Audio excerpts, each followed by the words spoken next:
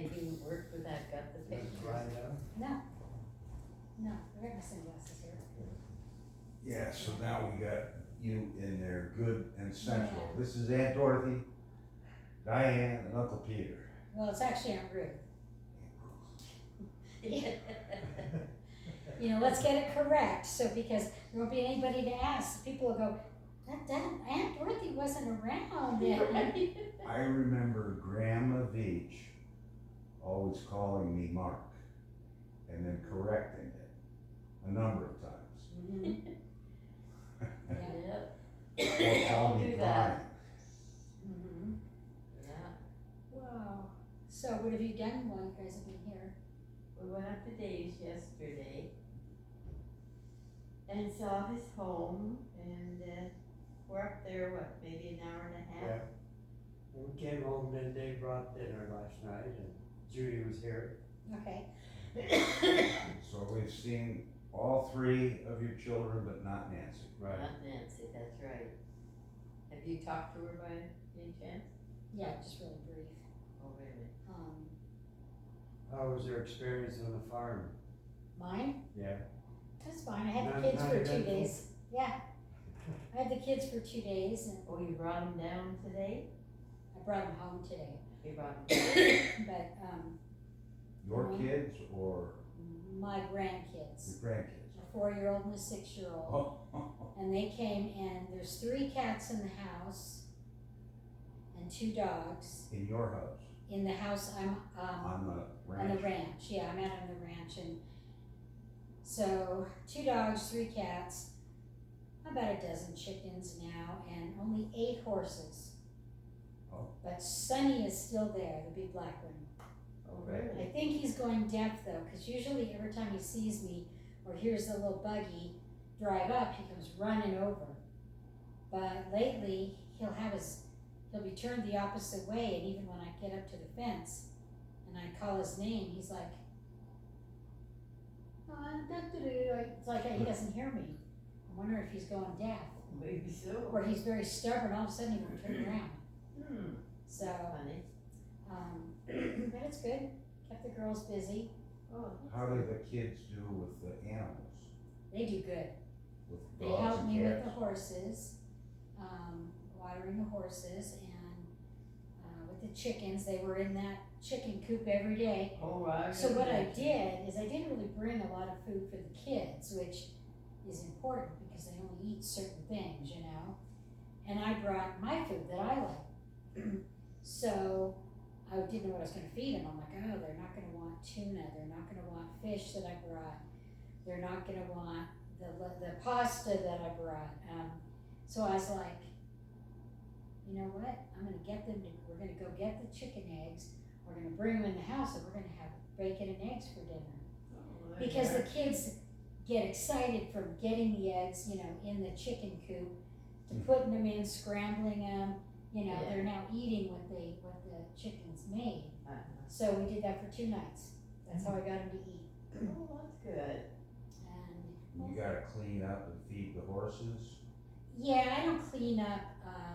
Mostly they have their hay and they have their grains and stuff. So I take care of making sure, because it's so hot out there. It was 100 degrees the past couple days. Was it With really? no breeze or anything, a little bit of a breeze, but I make sure that their big troughs are filled with water. Good, yeah. Make sure, like the last time, about 2 years ago when I was out there, our big horse had just this big old cut down his leg. And so I had to doctor that 3 times a day and stuff. That's finally healed. Oh, But then I go and I take care of the cats that are in the barn. I feed them, and the chickens and their eggs, and Big rodeo type barn, yeah, It it's has a- huge. horse Big track, arena. horse track in the middle. yeah, it's Wow. an arena. Yeah, Whoa. yeah. And so then, you know, make sure the chickens are fed and they have their water and Mm-hmm. take their eggs. And now we're doing the bird seed for all the wild birds. I've got to go to these different spots and make sure all these guys have water. Oh, my. And So it's quite a routine day. it's a routine. It's a couple times a day. Today, my dear friend Jim is gonna Visited? cover for me. Okay. Not cover, but he's gonna, cause it's hot out there, so, around right now, between now and 3, hopefully he'll go check the water. Cause when they drink, they can drink this much out of Whoa. the big trough. Whoa. Wow. And so I go back there a couple hours later, I'm like, yeah, I need more water, so. Wow. Anyway, that's about it. Most of the time I just don't do much. Yeah. Just So- watch TV or Watch TV and read A or. lot of time to think. it's wonderful. I mean, at night, it's just Quiet. peaceful. You don't hear a car, a siren, What a is it? neighbor. About 180 acres? 655. Whoa. 65. Wow. Almost 700. But And right now she's leasing some of it Oh, is she? to somebody. I think they're growing corn. Hmm. So at least she's getting money out of it. Yeah. Wow. Mm-hmm. And you're getting money out of And it. I'm getting money out of it. well, the Spences had property in Ireland, and didn't we read that they leased some of their land out? Or was it that they rented some land into perpetuity until the water doesn't flow anymore? It was kind of a clause. I don't know if they were the renters or the leasers. This was the Spences. Or were they given Aunt land? Ruth's side. Or were they given a land, some kind of land grant? I don't know, I don't It was a remember. land lease Oh, at least, okay. in Ireland with the Spence line. And we think that Spence line came from Scotland I got. Yeah, Oh, originally. hey. to Ireland Finish that. under King James the Wait, First. you No, got it. King Oh, William okay. the Third. Just makes it better. I find my King pillow William. does help me. You don't sit so far back in the chair. So what time do you have to be back at the house then? My house? Yeah, over here. Gotta be back in half an hour, cause I gotta get Yeah. ready. Yeah. And then I'll leave probably about 3:15. I'm so And glad you stopped by. yeah, well, I knew I was gonna be in the area, but I didn't know, I had a bunch of things I had to do when I got here. I had to go to the store because we ran out of food and milk and all that. I had to drop the kids off, I needed to get some cash. Then I knew I had to get ready for the wedding. And then before I leave, I'm gonna put all the groceries that I bought, like that go in the refrigerator and stuff. I've got this cooler thing, and I'm gonna put all this ice that I bought and put all the stuff that needs to stay cold while I'm at the wedding. Oh, So I don't wanna come all the way back here and then go all the way back to the ranch. Right, you'll go right from the wedding Yeah. to. And I'm gonna try to leave the wedding by 7, so that I can be home by 8 and finish up my chores. And the wedding's at 4? Mm-hmm. Oh, yeah. So, but you never know, sometimes you have too much fun and you don't wanna leave at Yeah. 7. And you go, well, I'll do those chores out there in the middle of the pitch black, Oh, we can't do Um, that. which actually isn't, once it's dark, not too worried, I just have to feed the cats. Oh, yeah. If, Oh, if he that's- checks the water for me, that would be Yeah, good. that's a big, You do that 14 days out of the month. This time it's actually 15 days this month. And then the rest of the month, you're retired? No, I'm retired. no, this is just a one-time thing. Yeah, so I'm doing it for 14 days this, right now. Yeah. A week before that I did it for 3 days. Oh, I see. Then I think it was maybe January, February, I went back there. Yeah. It's whenever, my friend travels. Okay. And she lives out on this big huge ranch by herself, beautiful. and home. she's disabled. Oh. How And, so? she was in an explosion, a fire, chemical fire, and basically was up in the middle of Wyoming by herself, blew up. She was on fire as she was running to her truck to drive away to get cell service to call 911. And how did she put the fire out on herself? She tried to tuck and roll and stuff, but her body got it. So she was in a coma for 6 months. Oh, wow. And I met her after she came out of the coma. She had about a 10-year-old son, and he had to take care of her all for everything, because her husband seemed to be gone all the time, and so her caretaker became her 9 or 10-year-old son. And anything and everything he had to do for his mom, because she was, millions of surgeries and skin grafts and all that. And she didn't have any fingers. She didn't have any fingers, so like she has a hard time zipping things up or putting things in a buttonhole and stuff. But man, talk about an optimistic woman. So she gets in this huge fire. It affects her life. They have to move to Colorado to be near a burn center. I mean, she's still, after almost 20 years, still goes to her burn meetings and all that. Okay, that's pretty bad. That's a major thing in life. Then, 8 years ago, her son died. He was 19. And it was a drug overdose. It was very sad. Fentanyl overdose? Something to do with heroin. I'm sure fentanyl probably had something to do with it. And that happened to my nephew at age 19. Yes. We Yes. don't know the cause. My brother has never, and sister, well, Robin has never come out and told me, but that's a guess. Yeah. Because at age 19, there's no really, that you're healthy. And You would know if there was a medical problem. Somebody would say, oh, they've had cancer. yeah. Whatever, but so anytime they don't say it, and my friend is very open about it, we think he'd only been using for about a month, but he had just inherited $1 million or something from his mom having this explosion, and I think people just, I don't know, used him, bought a bunch of drugs, and probably gave him too much, probably had fentanyl in it. So she loses her son, and then she ends up, after that, her husband was not a good guy. She went through a lot of abuse with him. He was a heavy drinker and stuff. He was in prison, not a good guy. So he gets out, their son dies, he continues his ways, so she finally divorces him, which is good riddance, so good for her. He dies a couple months later. So, and this woman has the most positive attitude I've ever seen in a human being.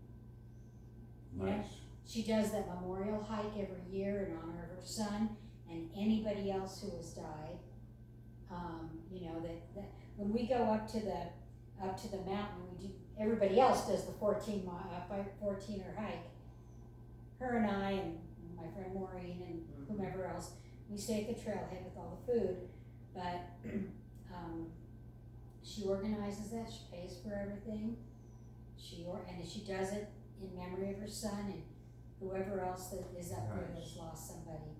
Yeah. So, positive attitude. Is she a Christian? She is, yeah. Well, that helps. She kind of had to be after everything she'd gone through, but probably maybe 50, see, I've known her for 20. I would say probably between 15 and 20 years ago. Okay. She started going to church. She was going to a little four-square church in Wiggins. Kind of like the Assemblies of God in Platteville. Yeah. That's what I think. Somebody at the door? David?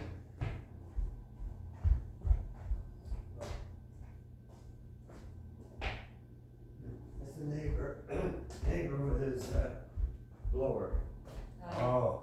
Oh, it's next door. Yeah. So anyway, yeah, somebody goes through so much turmoil and just has thing after thing after thing happen, and she's just doing the best she can. Yeah. But you won't maybe have her Right. too long to. But if she sells out and moves to Alaska, she'll want you to go look after her place in Alaska. How did you go? I don't think that's going to happen because she has family up there. Oh.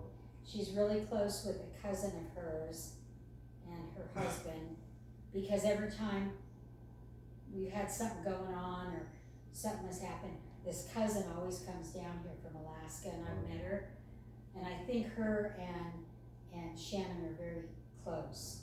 So if Shannon travels back here to stay with her mom, she probably would have her cousin watch it. I don't know, just a guess. I think if anything, she'll give me an invite to come up, but very expensive to get to Alaska. Oh, is it? Yeah, very expensive. Oh. So, Oh, well, if she gives you a job or two between now and when she yeah, moves, that'd be good. you'll have because- enough to make the trip up there. Yeah, so she's starting to either sell things or identify things in her house, all the big stuff. Oh, the Animals. I think she'll probably ship those up there. The house is full of animal trophies they get from Africa. Great big stuffed animals. Yeah, Amazing. Was he a hunter? He was yeah. a hunter, yeah. Yeah. but at And their first- son even, he would go on these safaris to Africa with him. I think they all went actually, but yeah, the whole house is filled with those. So I think she'll probably send him up to Alaska. The big bear that was in my room is gone. And that was a full rug of bear with claws, and that her son killed. So he had to be 10, 11, 12. Whoa.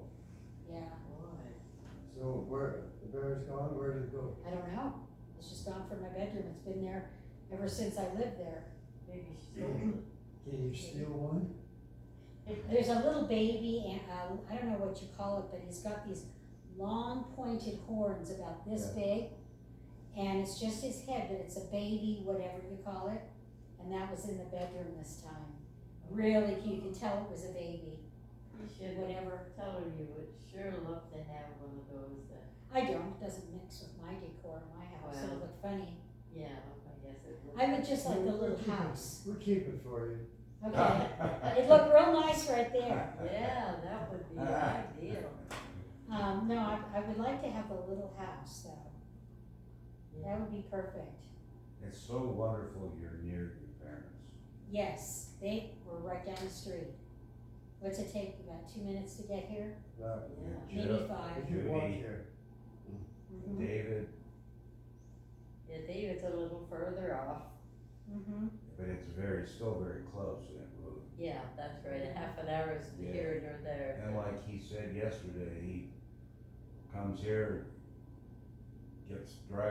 pulls out of his driving lot, the next thing you know, he's here. Yeah, And he's done it so often that that's right, Yeah. it's easy for him. that's true. Yeah. So now how many kids do you have? I have 4, 4 kids. And how many grandbabies? 3. Okay.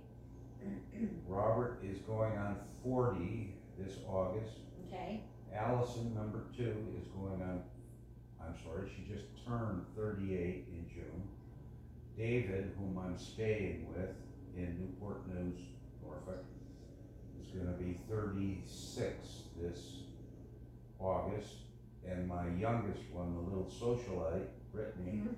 is just turned 34. Okay. So I've got Robert, who's a doctor in education, Oh wow. school teacher, special ed kids, Oh wow. and the other 3 got their college degrees, but they wanted after that to go back into the trades. So my second one, who was a probation officer for sex offenders, Oh. did that for a while. That would have to be She tough. went and got a physical therapy certification, and she does that as a trade, doing good. Yep. Number 3, David is a master welder at the Navy shipyard, Okay. and he makes a handsome income, Yeah. 6 figures. Yeah. But he's out in this 90, 100-degree heat as a welder, Oh, and he has to wear a welder's leather Yeah. outfit yeah. and a hat. Wow. And he is utterly exhausted when he comes home. It's physical. And then I call her my squinch. my little social, because she had this, Brittany, just turned 34, she's got one son, Phoenix, he's gonna be 11. Oh, wow. I can't quite keep it straight at times. Brittany is a hairstylist, Oh, okay. and that's perfect for her, Mm-hmm. because she loves talking and responding to people, Mm-hmm. and she was built that way. She's just of all four, she just had a huggable quality, something special, something magic. I love them all, Mm-hmm. but she just had it. We all call her the squinch or the squishable one. Oh, wow. Huh. Wow. So I got four. Okay.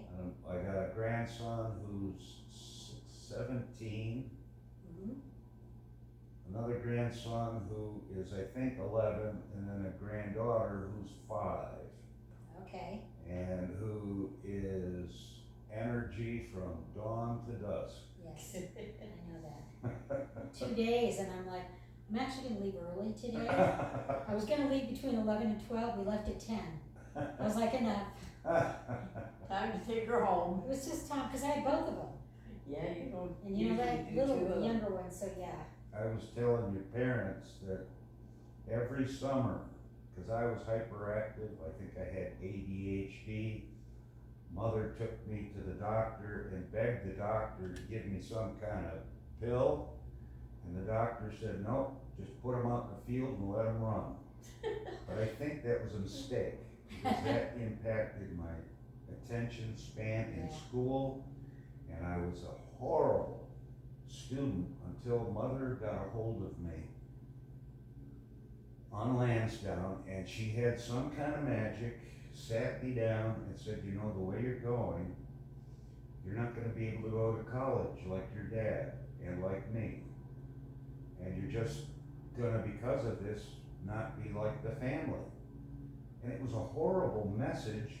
I'm not gonna be part of the family, but she did it in a way that was so loving Mm-hmm. and so concerned for me. And she went through dad's educational background and her own, and I turned a leaf. Hmm. And the next day I started buckling down and I turned it into an all-A student right all the way through high school. Wow. So mom got through to me. Again, it sounds like when I told Sharon all this, it sounded like a mean kind of a message, but it wasn't. It was full of love and trying to get me to go on the straight and narrow, which it did. Mm-hmm. So how did we get on that? I've had 5 or 6 lapses where Yeah. we did. Yep. But the piano helped too. The piano, oh my. He's quite the pianist now. And Sharon has a doctorate in the pipe organ. Oh my goodness. And she's, you know, I was telling your parents, has played at the National Cathedral, DC. Oh, I love that place. Nice architecture, nice music, crummy sermons. No Bible. That's another story for Mhm. another day. Yeah. And like I was telling your sister Judy and David last night, hang around long enough and you'll get a free theological education. Yeah, you might lose me real early in that. No, you pick it up. That's Wow. another story too, but David is a welder and she's a hairstylist. Okay. So they're all situated, all out of the nest.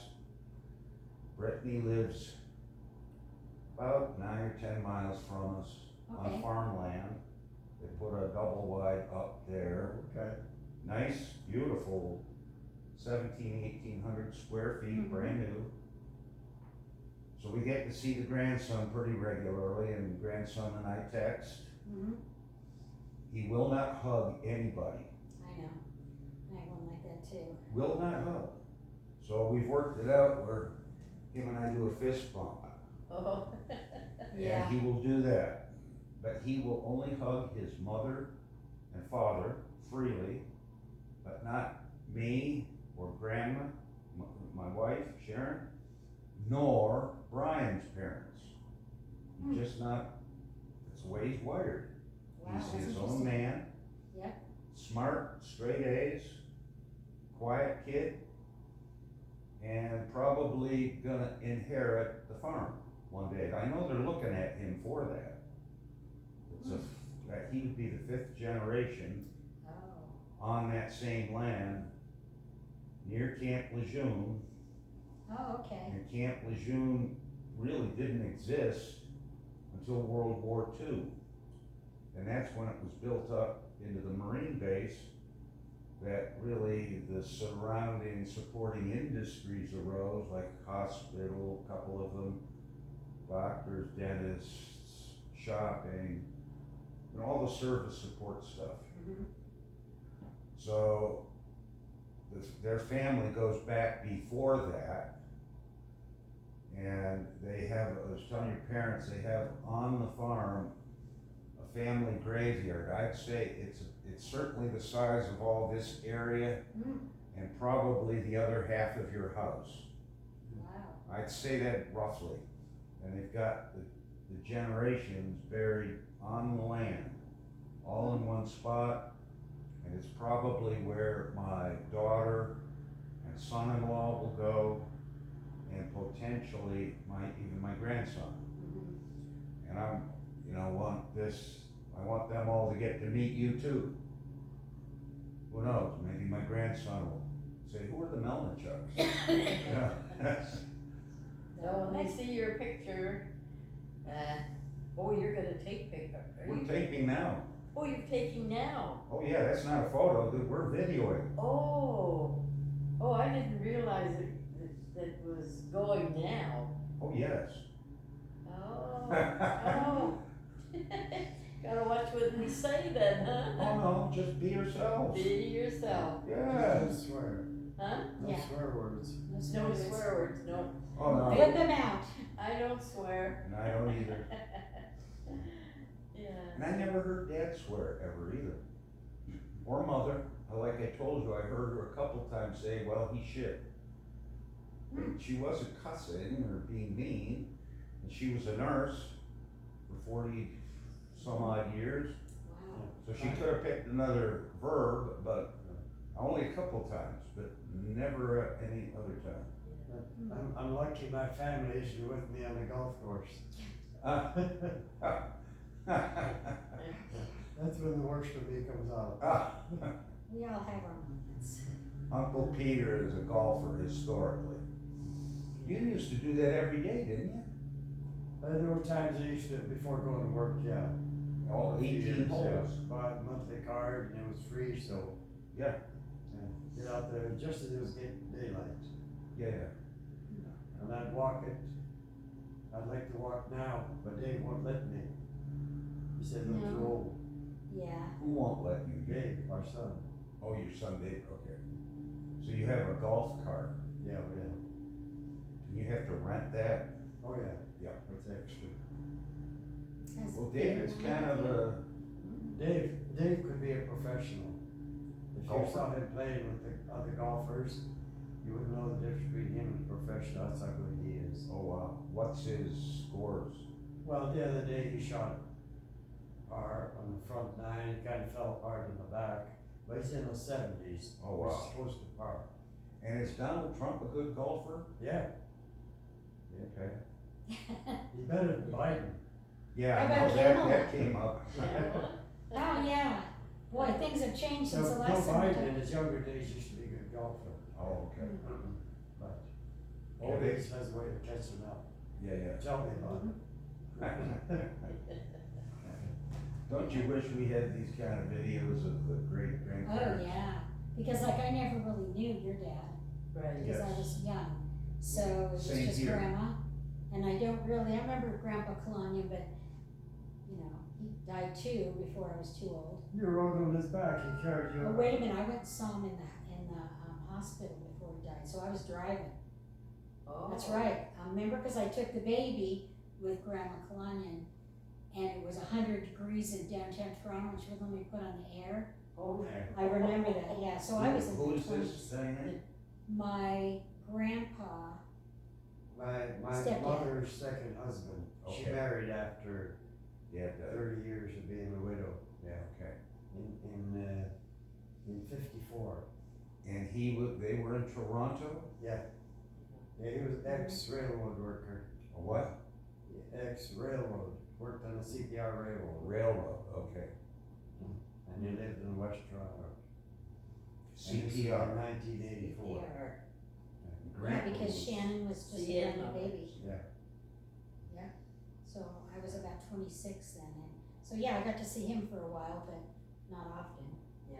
Have you seen the video of the McDowell's, Benders, Veitches, and you all? Your dad showed it last night, and we put that On the on. McDowell video. I don't know if I've seen it. It's got I thought I Grandma. showed it to you, but anyway, it doesn't hurt to see it again Yeah, someday. I can see it again.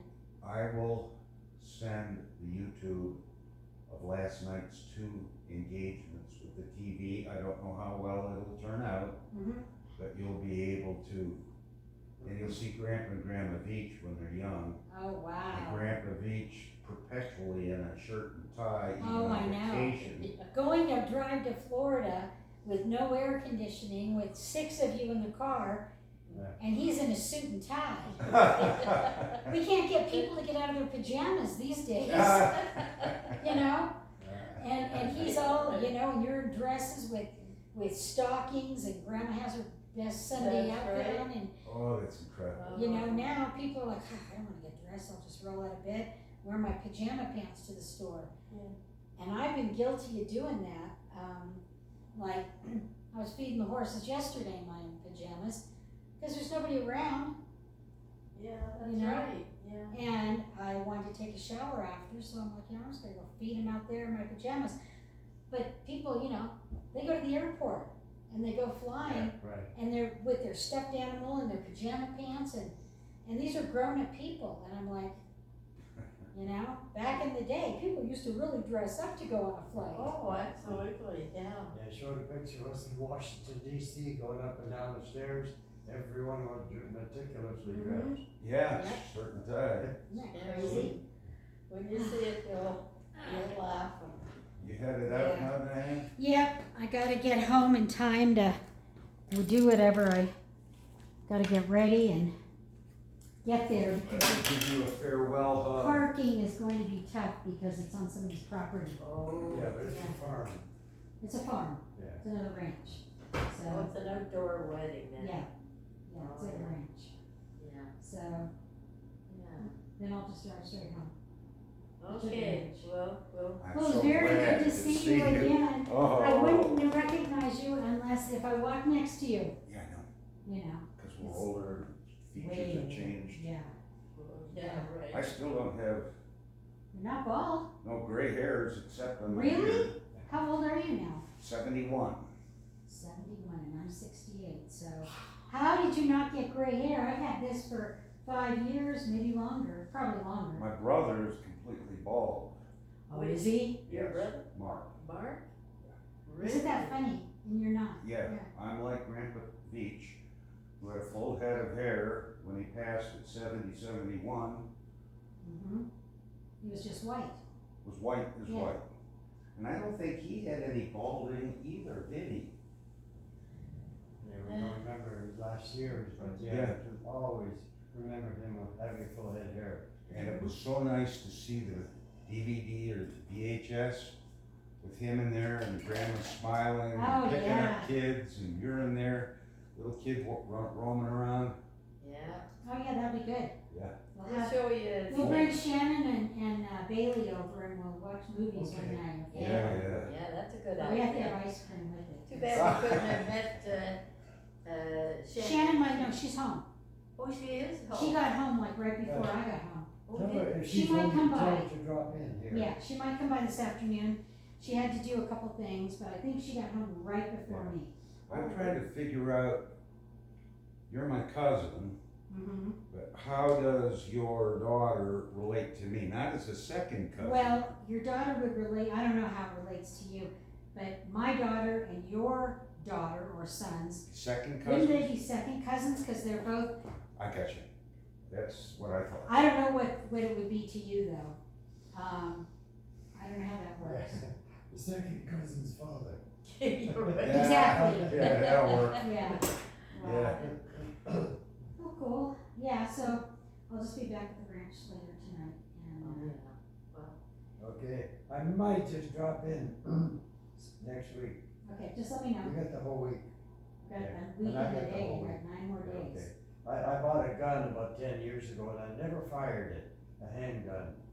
So about a month, 2 months, 3 months ago, I fired it and the magazine kinda hung up in the bullets, so I still wanna know if it fires or not, so I gotta go to the ranch Yeah. and fire my gun and see if it We works or not. just need to do what David did last time, Yeah, bring a just bunch put of up jugs. in the middle of nowhere. And I went back to the pond already back there, so, Maybe I'll try to shoot me a fish, you could, yeah. yeah, there's tons of fish in there, Tons of catfish, you Yeah. know, on, tons of catfish or whatever's in there, but, Grandpa Tonkin would go fishing and catch catfish, and I would go with him, and we'd come home and he showed me how to gut the fish, and then we'd take it upstairs, fry it up, and have it for breakfast. We'd go is out that the right, door, you eat the catfish? eat catfish. Yeah. Wow. wow. Oh yeah, it tastes good. Plenty of catfish eat down around the marshes near Lake Ontario. Yeah, so at this point, I'm planning on being there for probably go somewhere one day, cause I'll be going crazy, Yeah, okay. but my buddy's there, and I brought my gun too, so it's at the Okay. ranch. So, Oh, you took your gun there? yeah, I always take my gun. Oh, do you? What kind of gun? What was it? The Browning, what, 9mm or 38? I think No. it's a 38. Is it revolver or? Yeah. No, it's not revolver, Okay. it's got a What is- magazine, yeah. Just small handgun. It's not a 9mm, it's the one below it, 387, that's what it is, a 387. Well, it's a 380. What was a 387? There, it's a there's no 387, Oh. 357 Maybe or a it's a 380, 338. it's not a 38. I thought your bullets were the same as mine, but maybe not. We'll figure it out. Yeah, we You will. carry it for safety reasons? I have it at home mostly because I have 2 dogs and, yeah, they're good at alarming, but, I'm a woman in the house, you just never know. That's Yeah, so- out there. No, at home I have Oh, it. at home. I have it, in that shelf Oh, yeah. that we put up and, but I take it with me to the ranch because hoping I would be there alone. That, if I hear something, you better believe it's right on the headboard. Oh, And really? it's loaded, but Just when in there's case. somebody else there, Yeah. You're safe. I don't have it loaded because he's up at all hours and doing his thing and, This is the son of the woman that owns the. No, brother. yeah. Brother, yeah, Yeah. pardon me. And he's older. Oh, the he's older older. brother, yeah. Oh, I thought he was the younger. And he's homeless. No, Norway. he got an apartment Oh, in Kansas okay. City That's right. and he got it. It's been approved. Okay. So- Oh, Unfortunately, he's not moving this week. He's not moving till the end of August, so he'll be there. Okay. the for whole next month. time. But Shannon paid for it. Shannon is on the lease. I'm even on the lease as an emergency person. Okay. And he's gonna move down there. He's excited. He's gonna get his own place. I don't know how, she'll pay for a couple months And maybe go to work. and maybe he'll go to work. So, Oh, that's interesting. but no, he'll be there He'll be for there. next week and a half. So, Oh, Okay, let's see, got 1 weekend already. He's been, yeah, got 5 and days. he's been there all week? Yeah, Okay, so you're already in the groove. yeah, we're back to, and he's in a good mood because he's got this place and he's gonna have his own place and whatever he's gonna do out there, so he's actually, not being weird and stuff. Okay. yeah. Just some of the folks Crazy might know. people. Okay, well, it's very good seeing Good you seeing again. you. Maybe it's been probably 60 years. And I'm maybe kinda 58. debating myself, maybe I'll come back out next year. Oh, there you go. I gotta do Detroit, and I got some historical research in Baltimore, and again, Philadelphia and Princeton Mhm. with that thing, Okay, and I go up to like the monument of the famous theologian, and I do a documentary for my minister oh, friends. okay, And then I pass that around to them, I got some in England and Mhm. Scotland who know some of these famous names, but can't come and visit, Mhm. so I got some traveling lined up, and I do wanna do another extensive tour of the Toronto area. Toronto, Oshawa, Orangeville, Allison, Uxbridge, get over to Listowel to see Donna and Bob. Almost forgot this. Good to remember. My medicine just has to be refrigerated. Oh, yeah. Anyway, All right, well, I'm pretty sure we'll be here. It's wonderful you're here. Yes, Yeah. yes. Okay, Good. well, I'll go get ready and get on my way. Okay, well, you enjoy the wedding, I will. and we'll be in touch with you up on the ranch. So we have seen three Sounds of the children, good. Uncle Pete and I will. I'll look for that Aunt Ruth. YouTube. And David is Okay, coming bye-bye. over a little bit later, the youngest son. So, well, that was nice. Yeah, I may just keep this going.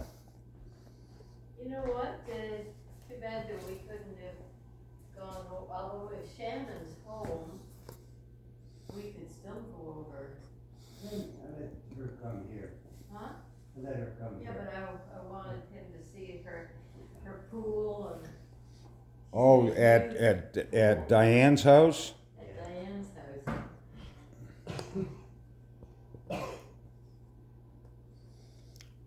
I'll just keep this going, Uncle Pete. We can just chat away. Who knows what comes up. I came up early this morning. I thought you'd all be, but you were all up. I brought a book up. I'm not gonna bother with that. So I thought I'd read while you were waking up, but you were both awake. No, we're getting going at 6 and we're okay the rest of the day. 6 o'clock. 6:30, yeah. 30. And I got up at 8 o'clock, didn't I? Yeah, after 7:30, yeah. So for me, that's still like 10 o'clock in the morning. I'm gonna have to set the alarm Monday morning because I have a 7 a.m. clergy meeting. Okay. So I would like tomorrow to leave really early. It's just the way of me handling my anxiety. You need to get to the airport or? Get to the airport Okay. so I can nap. I would rather get there early and sit around by the gate in Okay. comfort and no anxiety. What's this, what's that? Okay. So I don't know, was it 35, 40 minutes there? Yeah, about that, yeah. So if we left at 8:30 or 9, that would be good, I No, think. no problem, that's good, yeah. So 9 o'clock would put me there at 9:45. Find my way around, and the flight is out, I think, at 12:40. Right, I think 9 would be the latest. okay. Again, that's me. I Yeah. get there way early and then I'm not, I think Sunday is a pretty quiet day. oh, Maybe it's a travel day, but I think that time of the day still would be quiet at the airport. yeah. And for everybody, Denver International is huge. It's huge. Even it's bigger than, I think, Dulles Airport in Washington DC. I I think, never in Washington, no. yeah, I think it's bigger. It's not as big as Heathrow. Heathrow's awful. Well, Denver's way out in the boonies, so it takes up a lot of real estate. So physically, if they get the runways, it's got a big. Are you, you will take me to a departure area Right. and then I get out and you drive off? You take right there on the curb. Okay. And you're at the frontier, Okay, check in. okay. Then you negotiate the trades or whatever, but that's easy to figure out. Yeah, yeah. Well, the kids are busy, except David seemed, well, he's busy too. Every day he's running over to Home Depot figuring out what he's gonna do. And it's a real good thing for him because he was contemplating buying a high-rise downtown in the middle of the city. And he actually came one time and rented a room downtown to see if the way you'd be going. But then a month later, he calls up and says, "I'm looking at real estate in what's that area like over here." So instead of going to a downtown multi-level condo, he chose 8 acres out in the boonies. And they found a house that needed a lot of work, new siding, new roof. He's gonna redo the whole basement, new landscaping. Yeah, And he's been landscaping. busy with that for 2 years now, and he's still not finished. He's just gonna start in the basement, soon. So, Well, mostly to increase because on 8 acres, you have a nice house, updated and whatever. Everything you have someday will go in the market for sale. And you gotta consider what it'll look like on the resale market. So, that's where he's at. And after he gets all that done, the basement and, then he's gonna build a shed for housing his tractor and maybe something else. could I ask this of you? Maybe David would be willing to do it. But to make copies of all that paperwork, that's a big job, because you got a lot there. Right. But that would allow me the time To shuffle through it. to shuffle through carefully. And I check, make sure everything that's relevant, because there's some stuff that is not relevant. Well, let me decide what's relevant, just have him copy it all, and it's a hassle, you know, to go and mail it to me. But I'm the Veitch historian with Robert, that's just the way we're wired. And I'm gonna make I can do the same on my end with anything I got on the Veitches. And I can take pictures of what I've got on my walls. And I can send the pictures by email to you. And I can make any photocopies, cause I've got a printer at home where I can do printing or copying. Yeah, I've got a printer, yeah. And it's a hassle, but it would enable me to sort through the many details of the Veitches, the Spencers, Hamiltons, all of those. Yeah. I mean, so I'd like, if you could do that, and I, on my side, will do what I can do. Is there any of your kids that are kinda historically driven? Well, Shannon, Diane's daughter, is asking a lot of questions. And the others have not yet come up to that point. So, Shannon would be the one to be interested that I could, and we've gone over once in a while over all of the family things, but then,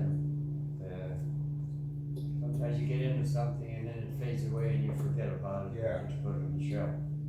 So, Well, there's too much in that paperwork to assimilate in one sitting. yeah, I've got it all jumbled in there, so I have to shuffle through it and make sure everything, so everybody knows. Yeah, Especially like the girl line.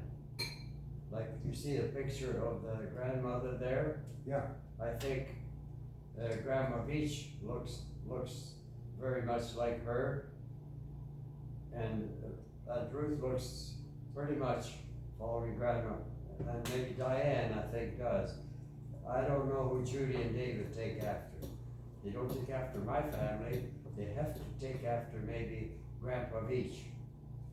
I have a feeling that in their behavior and their looks, they don't take after the mother side.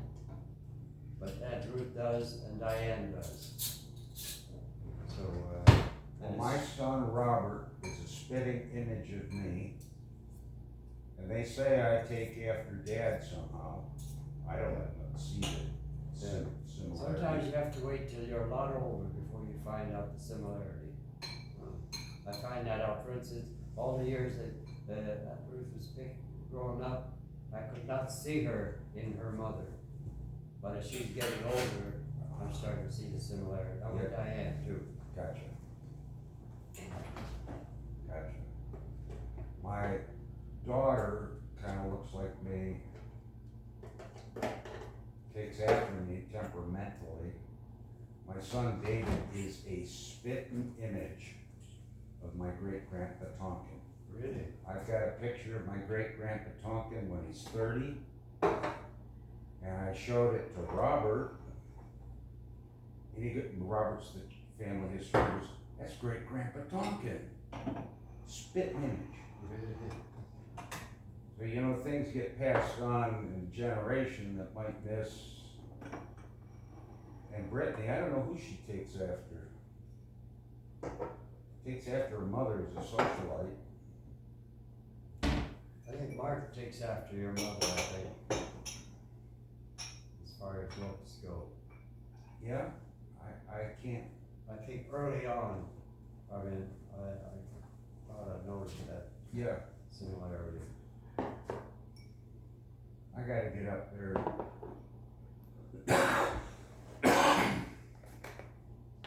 I'm not sure if I drive or fly. It's always, yeah, having to rent a car. And although you've taken that drive a few times. I have, and the mountains of West Virginia are demanding. Up and down, up and down. Go off the side and down you go 1,000 feet. And I never will travel through the West Virginia mountains in any kind of winter weather, because there'll be snow up on the mountainside and it will leak down through the rocks during the day, come out on the road, and if it's anywhere near 32, you've got black ice that you can't see. And I've lived through a couple of those trips during that time period, and I've forsworn no more trips during winter to Detroit through those West Virginia mountains. As soon as you get to the northern top of Western Virginia, you're into southern Ohio, and it's a little bit hilly, but a little up and down stuff, but no mountains. As soon as you get up to Cleveland, it's a little bit like that too, until you get over halfway to Toledo, that it's flat all the way up to Detroit. Yeah, I've done that hundreds of times, maybe 100 times. Especially the overpasses, they freeze. Pardon? The overpasses always freeze. That too. Now, That too. do you like to travel around and look at different places for the geography? Or Not particularly, because I've been in mountains and Good. I thought if you had a lot of time, drive up to the summit and see the peak of the Rockies or Veitch Peak or something if like you that. want to do that, I'm fine. Yeah. You know, I'm amenable. But for me personally, I wouldn't go pursue it. That's just not right.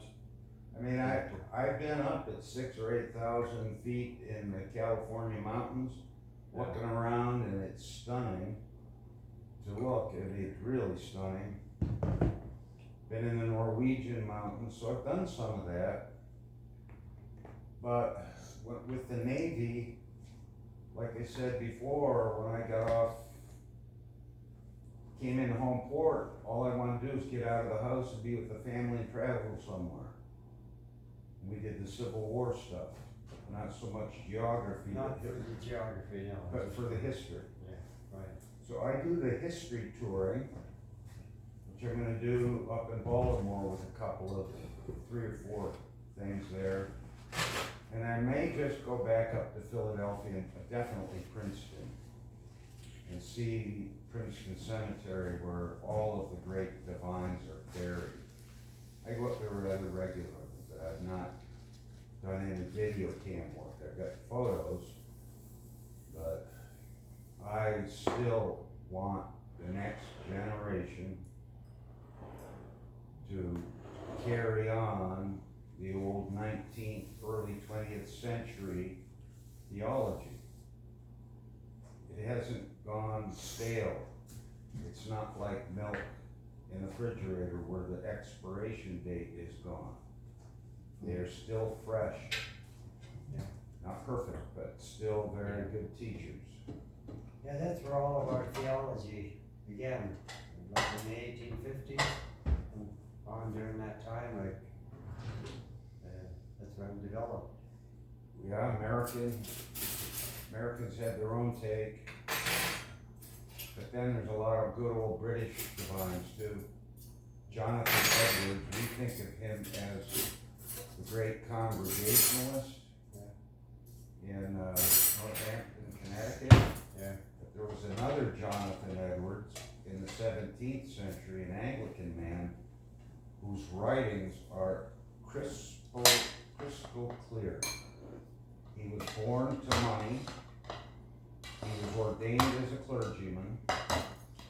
He did not want to take time in doing pastoral ministry, so he retired to his estate and wrote theological treatises. And he's as clear and as useful today as he was when he wrote. He's an underappreciated, under-noticed Church of England man in the late century, 17th century, when there was so much disruption in the 17th century in the Stuart line. Okay, guys, we're just having a bite, cause Okay, dinner will fine. be a little later on, so come and have All right, just a little bite, a little bite. a little bite. Where did I put I'll those? go to the bathroom here.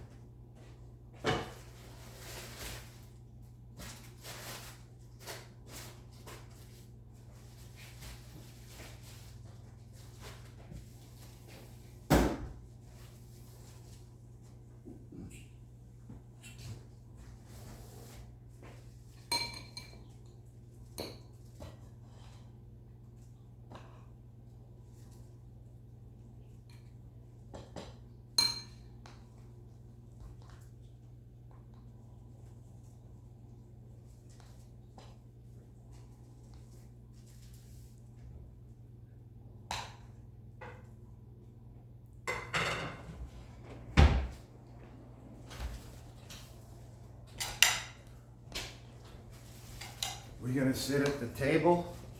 Yeah, we can do that.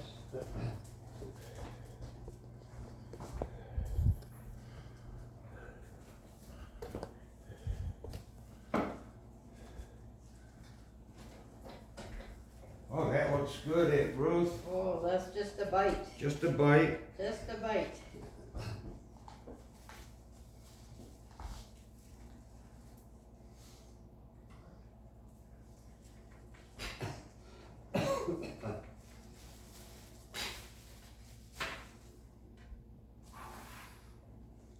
Well, that was good to see Diane. Yeah, I'm glad that you met up with her because of knowing that she was going to Traveling. have to go away that weekend, this weekend.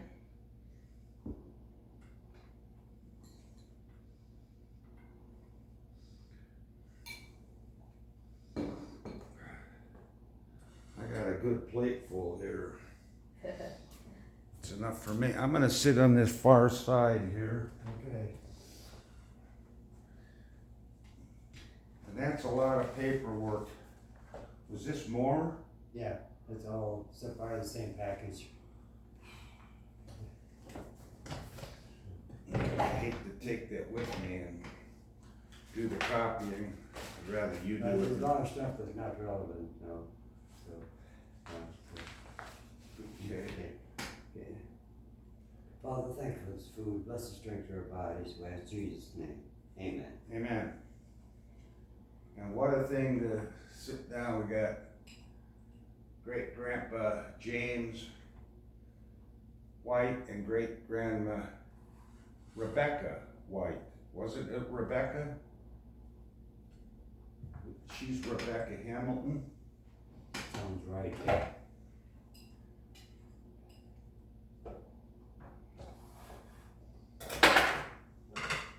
It's all in the papers. Mm-hmm.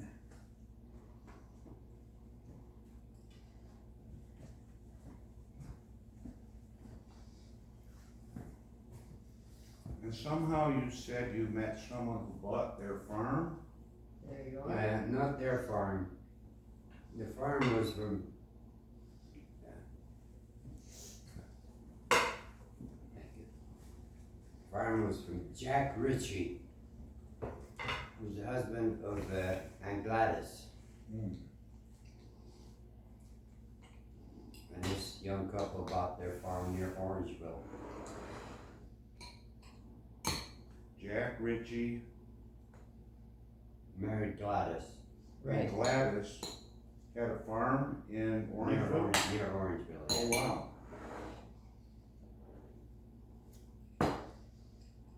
And then they moved to, Finland Falls, bought a creamery, and after they sold the creamery, they moved to Scarborough, Toronto, and stayed there. Grandma Veitch would be on the phone regularly with Aunt Gladys. I remember. Yeah, they visited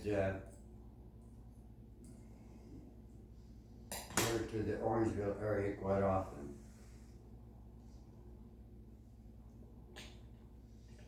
I don't know where they went more, to the beaches in Alliston or to Orangeville, To the Whites. to the Whites retired in the town of Orangeville. That's where they had their house when they retired.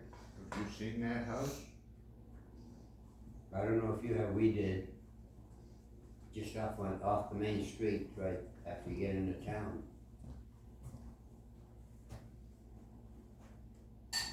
That's I don't know if we have the address or not.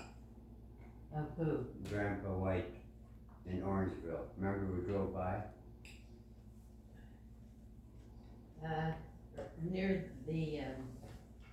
Near the bank, where you were. Yeah. Where you went in. Well, no, the bank was totally different. Just off the main street after you get into town. Right. It's a little bit larger town than Uxbridge, if I'm remembering right. Robert and I parked and walked all around, saw the United Church. Did you see That the was cemetery? Robert. See the cemetery? Yes, saw the cemetery. Mm-hmm. Nigel Atkinson, I think. What?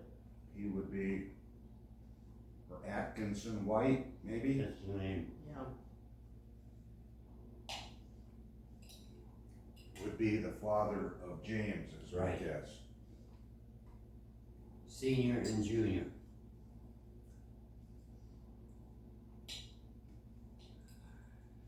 And they're all buried right there in that little Right. area with the Hamiltons and Spences. And the Richies. And Elizabeth, the daughter we talked about, that got in trouble in LA. Oh, yeah. She's buried there. Mm. She made it back to Orangeville. Mm-hmm. Well, thank you, Aunt Ruth. Oh. I called you Aunt Dorothy before. And Dorothy, yeah. Yeah, she is a very attractive woman, isn't she? And I could see Yeah. Grandma Veitch in her. Really? Isn't that nice?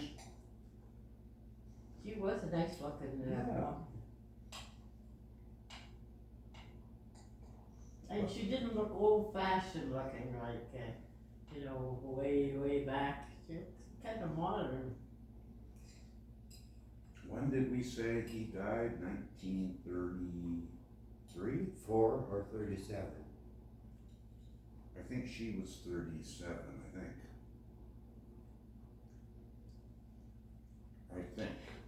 Mm-hmm. So you would have been just a kid, Aunt Dorothy. Yeah. Did you remember the 36. funeral at all? Mm-hmm. And I'm sure your parents went to it. Oh, I'm sure they did. Don't know what they did with 3 kids, but 4 kids. 4 kids. Dad remembers Inkerman Veitch's house. So did Aunt Dorothy.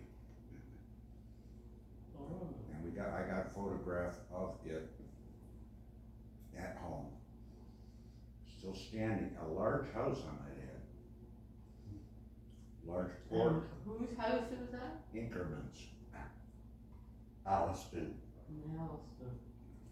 Oh, that was the house was down from the ice skating rink, wasn't it? Wasn't there at the end of their road? There was an ice skating rink. Nelson Street. I think that's the name of it. Nelson. You may be confusing that with Bill's house in St. Paul. No, got nothing to do with Bill's house. An ice skating rink on the end of the street. No, I'm sure it was that same. I wonder if you went into the house kind of on the side. Inkerman's? Yeah. It had a veranda. It had a big veranda that was on the side. On the side. On the side, you went Right. up, but you could also walk out in front Mm-hmm. with a big veranda across the front.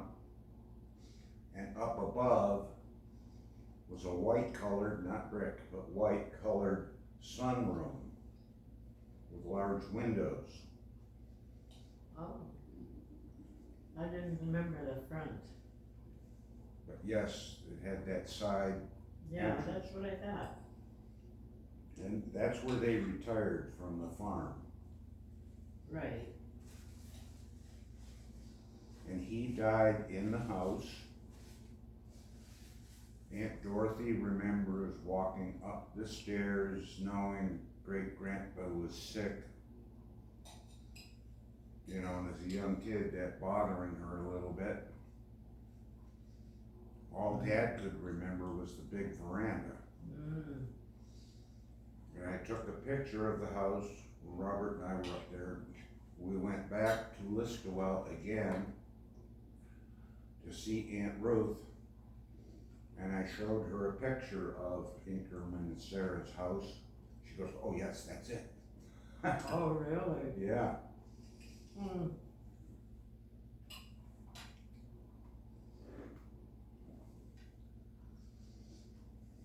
I wish we could have known him too. Mm-hmm.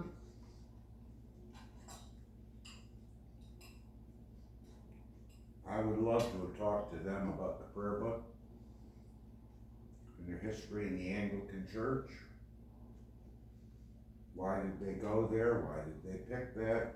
Mm-hmm.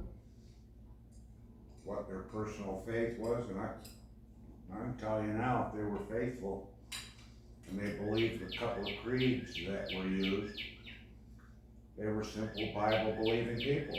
Mm-hmm. They weren't trained theologians, they were farmers, and that's fine. Yeah, right. Peter was a fisherman. You know, he got a seminary training with Jesus. Mm-hmm. Yay for the simple believers. Yeah, right. And Dorothy would remember a lot more than I would.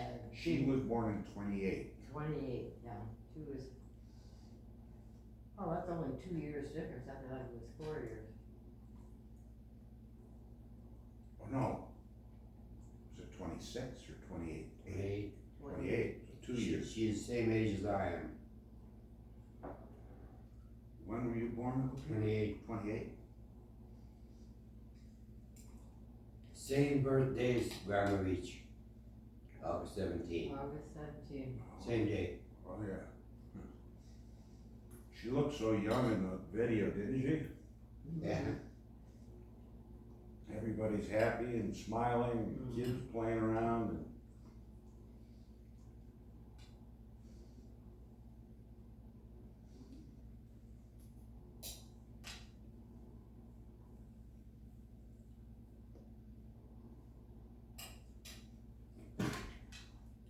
And they were all Bible people. Methodist, some Presbyterian, Anglican, no Lutherans.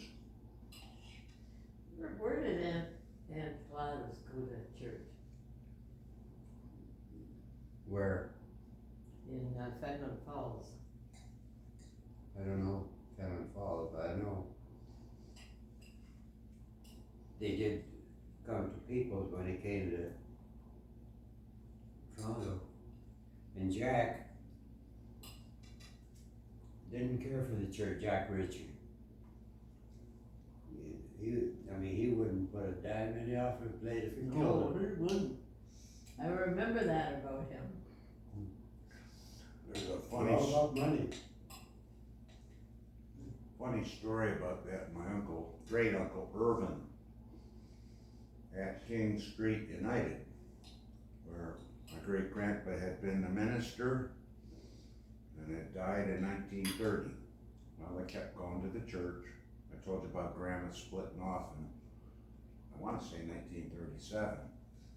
But what the church did is once a year publish a list of the people who gave money to the church. And my great uncle Irvin, who was an attender, gave 25 cents. 25 And he cents. was infuriated that his name had been publicly listed. And my grandma Veitch kept a copy of that. I don't know where that paper is at now. And showed me that as a kid. Oh, that's And funny. she's laughing. 25 cents. And that side of the family, as far as I'm concerned, kind of drifted off, in my estimation. I might deny that, but I had a little bit of a falling out with a couple of the Wattons, who thought I wasn't teaching tolerance. You know, there's things God does not tolerate in the story.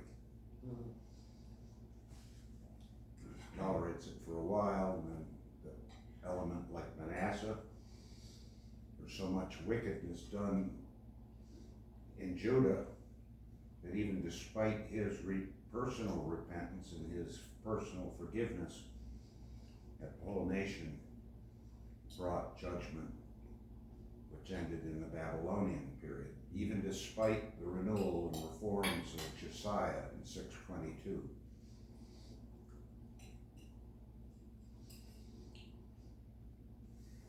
That's fine with me.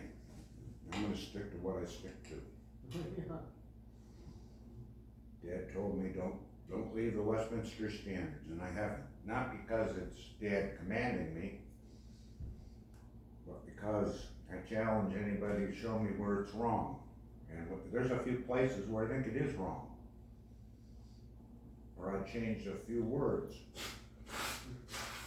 Or I switched chapter 6 with chapter 3. Little stuff like that. But you better have your ducks in a row to tackle that as a document. There's an Episcopal bishop who calls me a Westmonster. And he likes to call himself a high churchman. like, you know, that little blue blood aristocratic, I'm better than you stuff. Yeah. And so I call him a zero churchman. With the zero and the meme and the little goofy hat above it. Myself a 15 churchman, so I'll tell him who's the high churchman. And turn the tables on him. And they're dressed in their garb that showed it to the floor. I think he has stopped wearing the hat. All the rest of the stuff he wears. He's an Englishman. He came here. Pretty good historian, but. So I wish I could talk to Inkerman and Sarah. She died in a hospital, Stevenson Hospital in Uxbridge, no, Alliston. It's still going on. And they married, I think, in 1885 or 88. Inkerman lost his first wife, childbirth, wife and baby. I love that.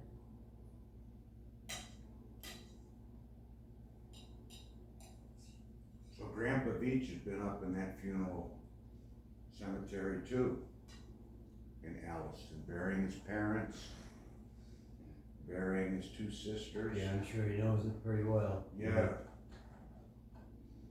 We've been back to, the cemetery where Dad was buried. Yeah. We did go I back. don't think we showed it when the kids were there in 2010. But we took the kids to Orangeville, that cemetery, and drove around Orangeville a little bit. And we drove right past through Alliston. We never stopped in that cemetery with our kids in All 2010. four of the kids? The- What? All four children? Not all four of them weren't there in 2010, just three of them. Three of them. Diane, Dave, was Judy there? Was that the time we went to Rebecca- Brian and, Rebecca's wedding, yeah, we stayed with Brian. Or was it just Diane and Dave? I don't think Judy, I don't know. I think it was just Diane and Dave. Yeah, we were getting late, so we just drove through Alliston. We didn't stop at the cemetery then. But the first trip we did, all The second trip, is that the time that we went back to Robin and, yeah, Brian's place for dinner or lunch? well, no, just for the afternoon, For the afternoon, but she had something, could be. some cookie deal.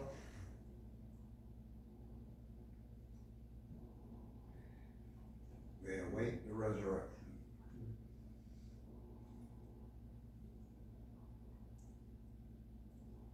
I remember being at the National Cathedral on an Easter Sunday, and the bishopette is there. Bishopette of DC, she's still there. Easter Sunday, glorious music. She gets up in the pulpit and says, but you don't have to believe in the resurrection of Jesus to be a Christian.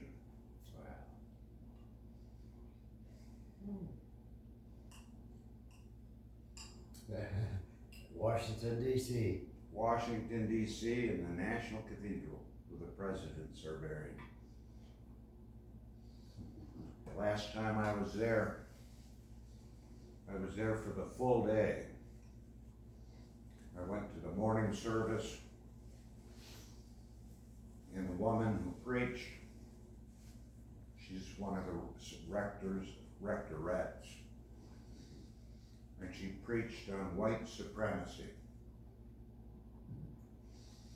And I endured it. And she said, and I don't know how we're going to fix this problem. Well, then that was the early morning service, and then the main service at 11 o'clock, she preached again. same sermon, same words, same intonation on that question, and I don't know what we're going to do. Oh my word. So I don't know, I fiddled around in the afternoon and went to a Sunday school class, and it's got two large towers, kind of like Westminster Abbey. And on the southern side is that they have a tower with an elevator that goes up 4 or 5 flights, and the Sunday school room was up on the 4th floor. And they had a professor of New Testament from Virginia Seminary, which is right across the Potomac in Alexandria, Virginia. Famous historic school. So he starts, there was his wife, his bodyguard or driver, who sat at the end, and then me and another black guy. Everybody was black but me. Really? And he began teaching about Jesus and him taking care of the poor and who Jesus was. And it was such a one-sided, lopsided overbearing of the fact, like I told you about, is a form of lying, where you press down here, but you miss the rest of the story. It wasn't the Jesus of the Gospels. So I asked him a few questions at the end, exploratory diagnostic work of a forensic physician. All of a sudden he wants to know who I am. Wow. And where I went to school. So I figured that was over. And it ended amicably, because so we go down the elevator, and I go outside the western entrance, that's the front. And here's a great big black SVU, huge. Kind of like the president's ride in. And out he goes with his wife, and I don't know if the black guy was a bodyguard or an escort. But he gets in, they get into the back seat, he closes the door, kind of almost like Secret Service, gets in the front and drives off. And I thought, well, so much for the sermon on Jesus and the poor. A form of lying. Or had he been careful and laid out, now there's a bigger picture, and I want to tell you more about the bigger picture, but today I want to narrow in on this. I would have been fine with that. He knew what he was doing. Well, evensong came, which is where they sing evening prayer. I don't know, this must be the 5-ish, 5:30. So for evensong, you can go up in the chancel area where the choir is, and you could sit behind them. And so you really get involved. And there was a fair audience out in the nave, a few hundred, not as many as in the morning, it was to the back. You know, it's the church for the elites. And they go through the service, and this woman, same woman from the 2 services in the morning, gets up, preaches the same sermon, same words, same intonation on the question, what are we gonna do about this white supremacy? That was it. That was it for me. I stood up in the choir behind her, she was off to my left. The dean of the cathedral was right behind her in a high chair, I call it, with all this high stuff that goes above, and it's the exalted throne of the dean or the bishop when they come, the high and the mighty. I stood up and I stared at the ceiling for about 15 seconds, and only the people around me could say, what's this guy doing? I marched down in Marine-like fashion and did a hard left turn. And I walked up to the area where her pulpit was right, I could see her on my immediate left, and the dean could see me, and he was wondering what I was doing. And I stopped. And for about 30 seconds, I stared up at the ceiling like this. I wasn't going to have any more of that woman. Nobody did anything. Then I walked out, maybe with her about here, behind me, out into the front of the nave where the front pews were, and I did the same thing. I just stared up at the ceiling for about 30 seconds. She kept going on and on and on. She saw me because I turned and looked. I went back towards maybe 3/4 back, and I did the same thing. And then I walked out. I had enough of that. And nobody spoke to you? Nobody said anything, but they knew I did it. What is this nut job doing? Oh, that's May funny. Jesus forgive me or bless me for my witness against Yeah, that kind of preaching yeah. by a woman. I'm against female ordination. So I just had enough, and I made quite a scene, which occasionally I can do. Would anybody, losing my voice, would anybody know you or who you are? Nobody knew you. I wish I had had my clerical collar on. I don't think I did. Oh, That would have been more Yeah, that spectacular. would have been, what are you looking for then? I thought I dropped something. They would have known that this is clergy on clergy, That's right. which sometimes is beneficial. You know, the clergyman will tell me to wear the collar, they will go in the store, and somebody will ask them a question because they see that they're clergy. But I hate that thing. Plastic, get all hot and sweaty, and I just don't like wearing it, never have. Sometimes on the ship, maybe once a week, we were allowed to wear a collar without the uniform. Black pants, black shirt, collar, and I would just do that from time to time to remind them that I'm a Christian.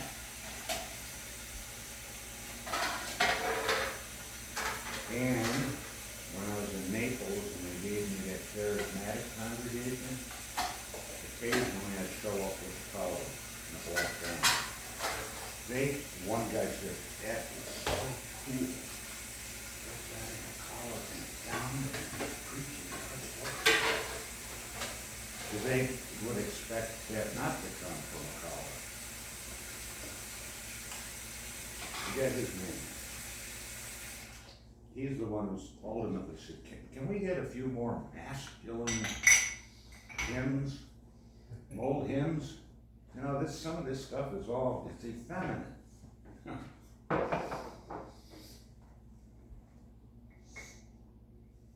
He's a good guy.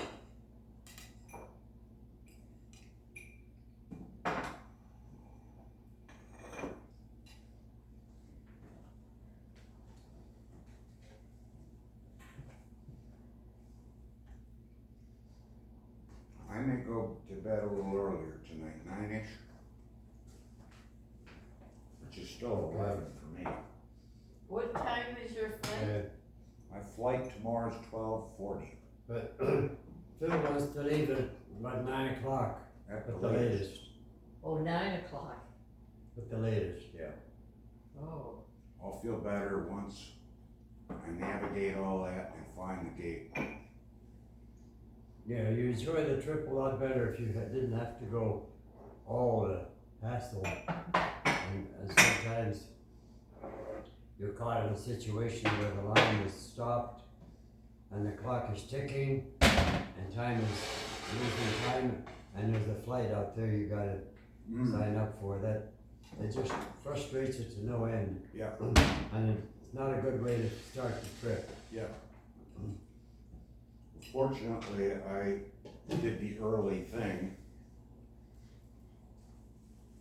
because I had to go back all the way 30 minutes to get my wallet. But because I had planned, to do it early, I made it back in good time. With an hour and a half to spare, had I been able to get there with my wallet, I would have been there 2.5 hours early, which is fine with me. I can read, watch a news station. Well,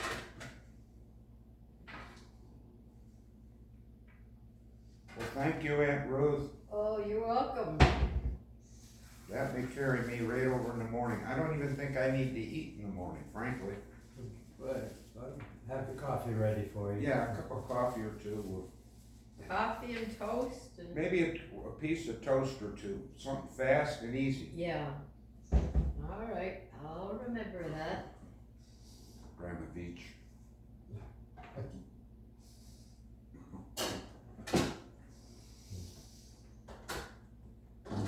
And, She had a nickname, Veitch Minor. ooh, Grandma Veitch? Yeah. No. Veitch Minor? Yeah, that's what I think at People's Church. Ah. Dorothy was Veitch Major and she was Veitch Minor. That was in the junior church, while you're in church in an evening, Sunday evening, they called me, Veitch, Diane, yeah, Minor. She was Veitch Major and I was Veitch Minor at the children's program. You know what surprised me? O.J. Smith's brother was a United Church minister. And one time we were there, he had his brother address the congregation in the pulpit. I don't know what the occasion was, it was visiting. But that, I could never understand that. Okay. Well, that's interesting.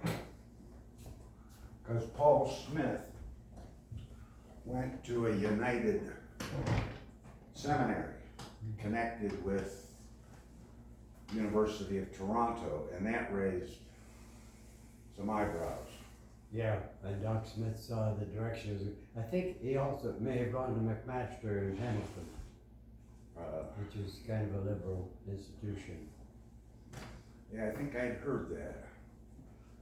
And I think Dad indicated there was kind of a little bit of a drift going on.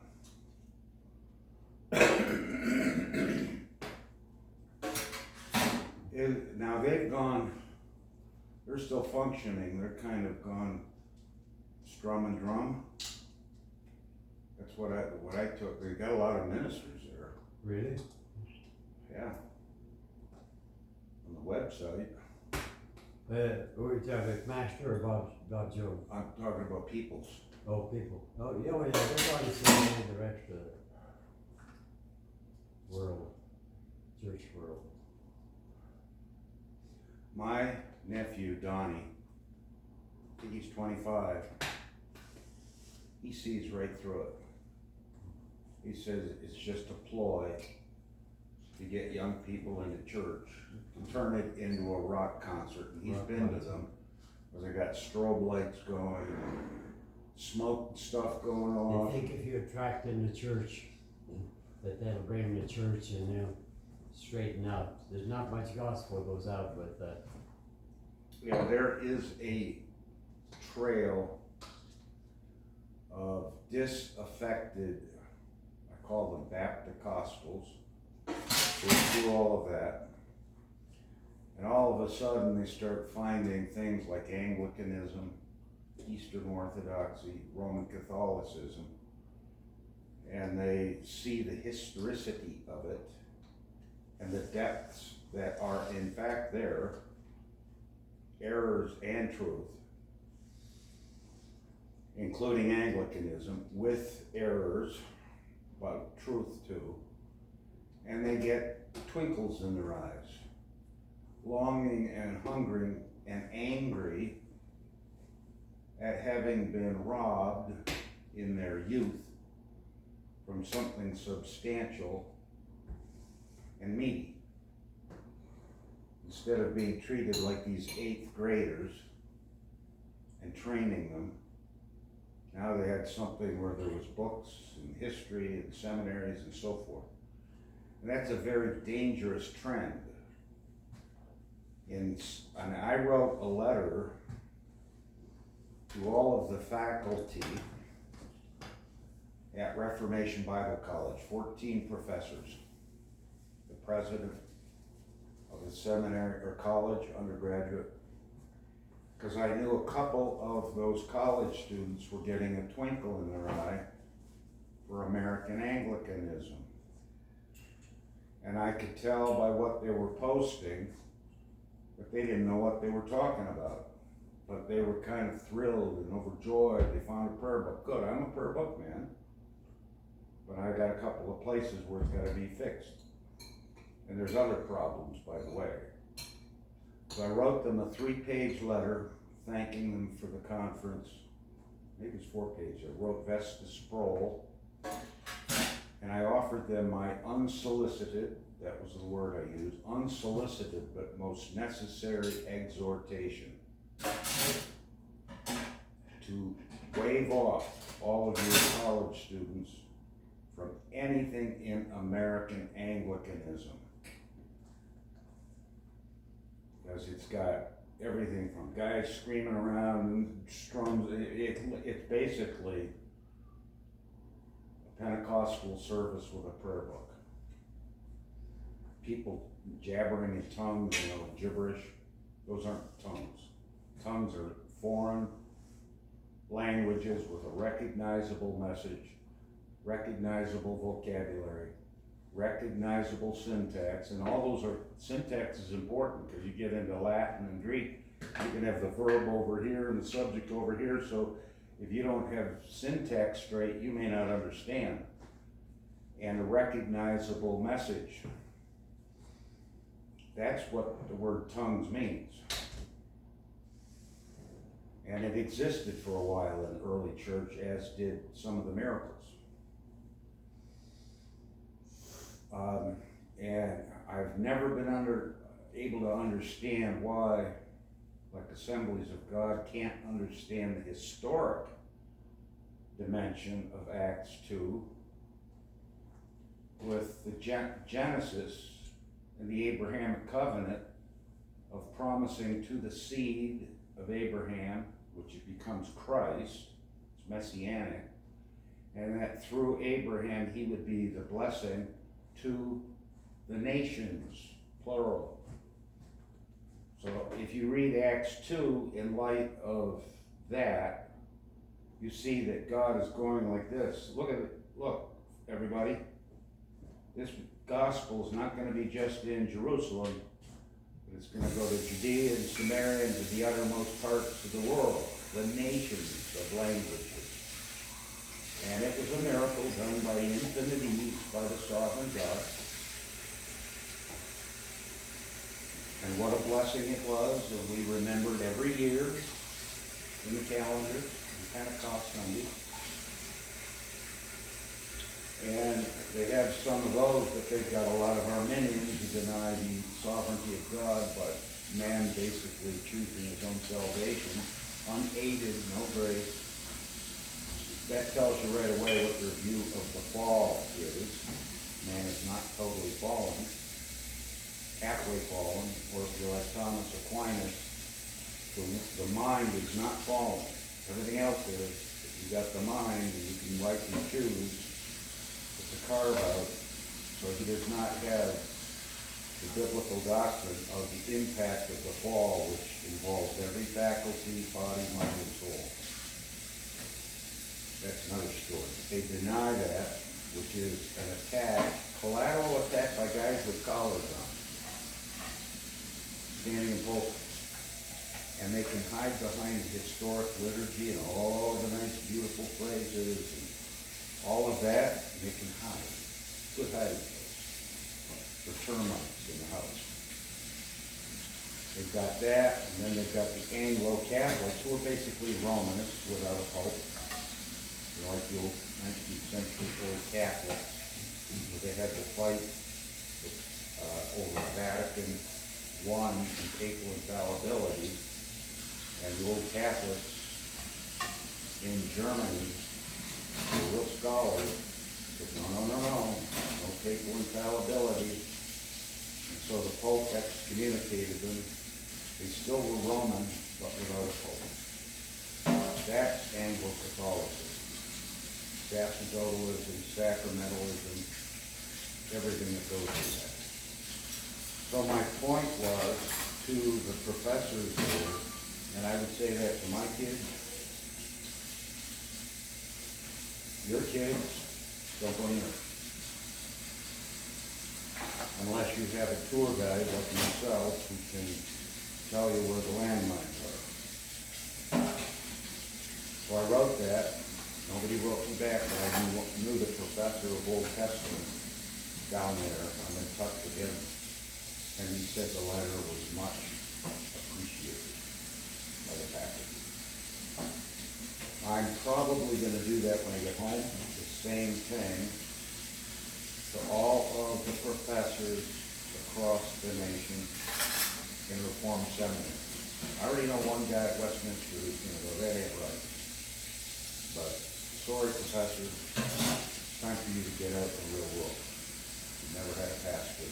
You're brilliant. PhD in Harvard, in mathematics from Harvard, PhD in New Testament from the University of Stellenbosch, worst teacher I ever had. No connection with the outside world. Irrelevant. I will not be named in our little thing we call posterity. He won't like it, but that's too bad. We're Reformed band of brothers, and we're going in the theological teachers of Mormon. I'm going to tell the professors, and then I'm going to tell all the American bishops. All the American bishops know me. They know who I am. Because one of the bishops in my denomination, believe this or not, endorsed two times. In my denomination, which is the Evangelical Reformed and Episcopal group, Cranmary, English Reformed, where that Professor Handy Wales I told you about, I went and visited, the 101-year-old man, faithful to the hard-working, he endorsed what they call the Anglican Office Book. 350 pages. And what it did, creditably, is it had a prayer thing which you could do at noon hour, and a prayer that you could do like at 9 p.m. at night, adding the morning and evening prayer. Okay, I could live with that. What I will not live with is the 250 pages out of 350 pages of invocations to saints, praying to saints. I took a picture on my phone, every one of those pages, and I'd send an email to all of the American bishops, all of the Reformed Episcopal bishops, all the bishops of the Free Church of England, that's another Anglican group. I said, here's another one, how about you guys, why don't you say anything? Why isn't this guy who's endorsing it, why isn't he disciplined? What's the matter, bishops? You need a spinal transplant, maybe a brain transplant? Cranmer despised all that stuff because it is, who's that? Is that Shannon? That's Shannon. Oh, my word. We got my cousin's daughter coming, called Oh. Shannon McManus. This is Diane's oldest, well, man. daughter. That's why I opened the door. And this would be my kid's second cousin. Second cousin, according to Diane. Hello there. Hello. I've never met you. I know, I'm Shannon. Hi, Shannon. Nice Here's to the meet family you. hug, the Melnychuk beach hug. Nice to meet you. Nice to meet you too. Hey, Shannon. Hi. I'm video camming our conversation. Oh, that's amazing. So for kids and grandkids and You're gonna get your picture took. Oh, great. Oh, I brought you just a couple Palisade peaches. Oh, Palisades. Oh, from where you're camping? Mm-hmm. They're known for their peaches. Some of them got bruised on the way home, but so these are your grandparents. yes, the best grandparents in the world. I would debate you on that. But I would also agree with you. Okay, come and have a sit here. And what's your last name? It's Hot now. It was McManus. Hot as in H-O-T-T. H-O-T-T. Okay. And do you have any kids? Yes, I have two. Oh. One that just 18 graduated. and 16. Yeah. 18. First, the oldest one just graduated high school, got a job. Oh, that's what you were telling me about. Yep, and he's at a graduation barbecue today, and my daughter does cheer, and so she had a car wash over at Ace Hardware today. Okay. So she's exhausted. She's taking a nap. She's taking a nap. They in it. Okay. Oh, she's taking a nap. Yeah, she was up early Oh, really? for that car wash. Oh, making money for the school? Do you want anything more to drink, Uncle Oh. Peter? I'm fine. Good for her. Any iced tea? No, I'm good. So what are you guys talking about? A lot of this. Wow. Family history. I really want to know who wrote that, Uncle Peter. Several people, but I think some of it came from Carol Sangster, who's a granddaughter of Elsie, I got you. the sister. So a lot of the stuff, French history, the French people went out, so it's not relevant to us. So we got a lot of it, like say, is not relevant. So I have to go out and pick out the relevant ones that affect our family. Are you okay with copying and mailing this to me?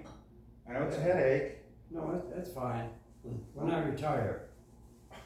Do you have a copier here? Yeah. Or maybe David or We have a copy machine. one of the Got a kids copy could machine, do it No. for you.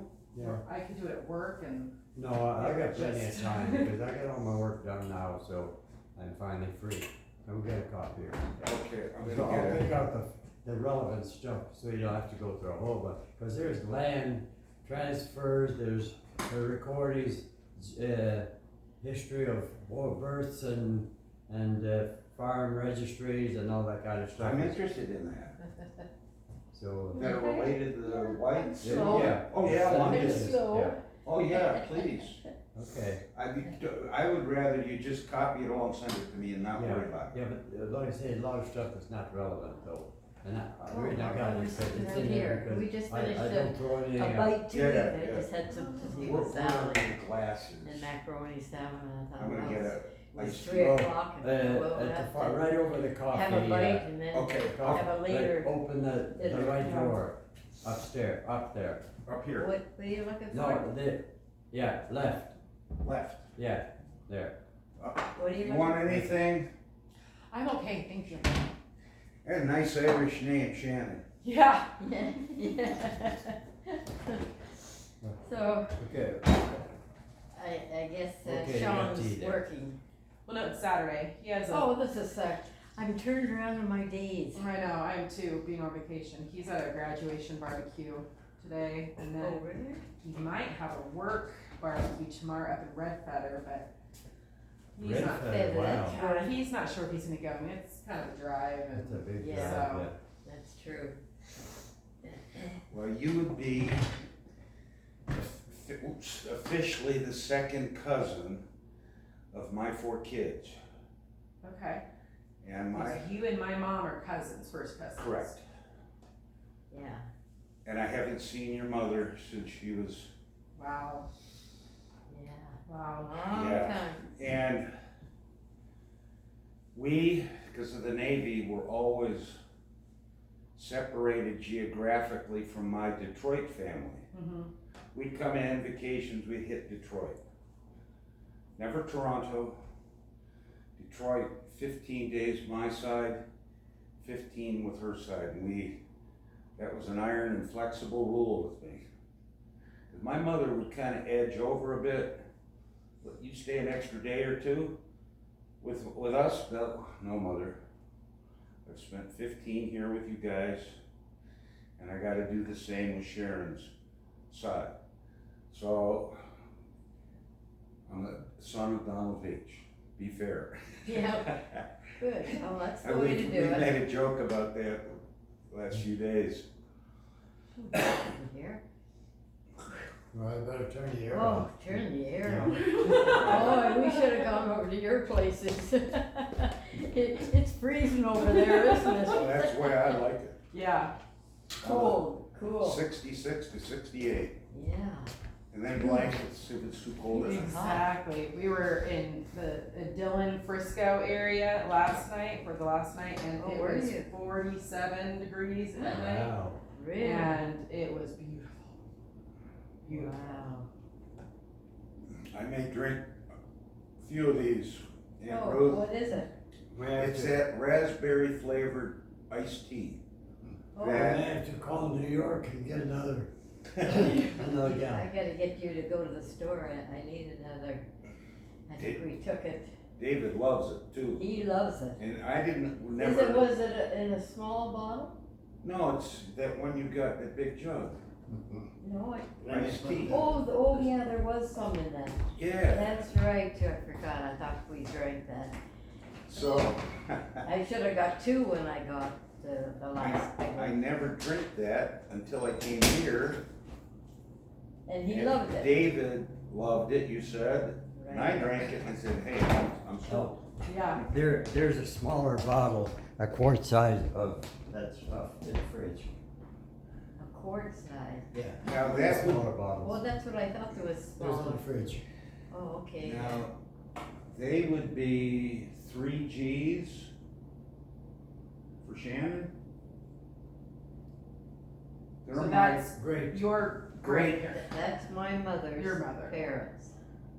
So your grandparents, so my great grandparents. This is my great grandparents. Oh, okay. Great. Great. Yeah. So 2 Gs for you, These are your parents? Yeah, Your grandparents. those are your my grandparents. Your grandparents. grandparents. Right. So then that's gotta be, So that would be my great grandparents, so my great. Right. 2 Gs. Yeah. That's right. And then you're we've down got on the line Nigel further. White, who would be 3 Gs Yeah. for Shannon and 2 Gs for me. And 1 G for you. What are the years for this, when, you know, with this picture? 1935. I don't know when, there's no date on the back of that 35, picture. 33. 35? But in 1935, yeah, that picture would be taken. No. They died in 34 and 37. Right, so they, Oh, no, 33, 34. yeah, but they would have been 20-ish, 25-ish. Well, And he was born in 1861, okay. so He he looks like he's about 60 there. 60? Yeah, I don't know. I don't know, 40-ish maybe? What do you think, Aunt Ruth? 50 max. You gotta look at her too. I've got a picture when she's Oh, it's so hard to 50-ish. tell, what would you? with the 5 kids. I think sixties, I Looks think, like that, but a little older little looking, a younger little than that. heavier. because I also think that people aged probably more back then, so, I mean, they don't look that age to me. No, I would say 40-ish to 50-ish. Yeah, So if that be the case, we're talking 1900 to 1910-ish? Right. You're not very good at judging. And like I said to your parents, Well, the photography back then was not that good. That would be good, yeah, So, and people looked over much sooner. yeah. And we think that's from a newspaper maybe? Probably, that's a copy of a photograph, so that would be a copy on regular copy paper. I took a picture of it this morning, and I will get it blown up to an 8.5 for my wall. I wish I had pictures in my library. I took my 2-car garage, tore everything out of it, not me, but the contractor, and I built wall to wall for my books. I've got a nice big screen about like you got there, Uncle Pete, up on a wall, more books underneath in a shelf, and everywhere that I got a free space, including I've got the bookshelves that go down alongside the windows and then go above the windows, but I've got spaces in there where I can put pictures. And then I had to have the main beam of the room doubled up, because we've got an upstairs bedroom above the garage. And so we had to kind of double beam it, and had to have the engineer come and check it out for weight considerations. And so I had along that long beam, not bookshelves, but little things up on the beam that could hold pictures. And I've got a beautiful one of Grandma when she was older. And then I've got the bigger one on an empty portion of a shelf of the Whites with the 5 children, 2 boys, 3 girls. Oh, yeah. And so I'm gonna add them. And then we last night did video camming, and your parents showed us a 30-minute VHS of, Remember the McDowell thing? I'm sure you saw it. I don't think she did. Well, she wasn't over here when we last saw her. No. Anyway, someday we'll have a sleepover. Well, I was just gonna let you guys know that I'm pretty open now through August, so one of these Friday nights we could do a sleepover and we could, yeah. Yeah, so we'll be nice. She, you, I was just gonna say, she likes to come over and sleep over with her daughter. And what is it we watch? We watch Anna Green Gables. Anna Green You watch Gables, that? you know that, It's a Disney thing, came out in the 70s or 80s about from the Canada. Prince Edward Island in Canada. Kind of a, the writer was the wife of a Presbyterian minister in Prince Edward Island, and he moved to Markham, Ontario, had a church. But she wrote this whole series of Anne of Green Gables from an orphan that was adopted by a family in Prince Edward Island, and that story went on and on. Very, very ideal for young kids. is it an autobiography or? Not No. really, it's a It's kind fiction. of a, But You look like my daughter, my 4th, exactly. Which daughter? Brittany, spit image. Your youngest, My youngest, who I Yeah. call the squinch. yeah. isn't that weird how that happens too? Like, Yes. you know, like Alicia and I looked so much alike when we were little. People used to call us twins. And then some people think I look like my dad's side, and then you say that, and it's like you don't realize the physical traits that you get. Yes, Yeah, yeah, that's, because we were wondering earlier, did she take after me or Sharon? She's your twin. Wow. oh my goodness, that you got close. a twin. And my son David was telling your dad, I have a picture from my mother's side, my great-grandpa Tonkin, that's my mother's side, What is it? Tonkin. I've got a picture of when he was 30 years old. He became a Methodist minister.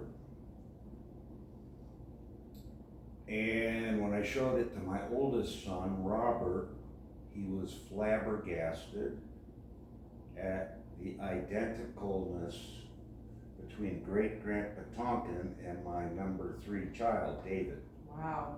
And so it skipped a couple generations and he comes out twins. Yeah. Yeah, So, you know, you're talking 5 or 6 generations, it gets all mixed up, and one may a couple generations come out and look like Yeah. amazing, Yeah. Shannon. Yeah. And my daughter, I've got this video cam, and I'm gonna turn it into a YouTube, send it to your grandpa, Mhm. and he's gonna distribute it so it can be held onto. Yeah.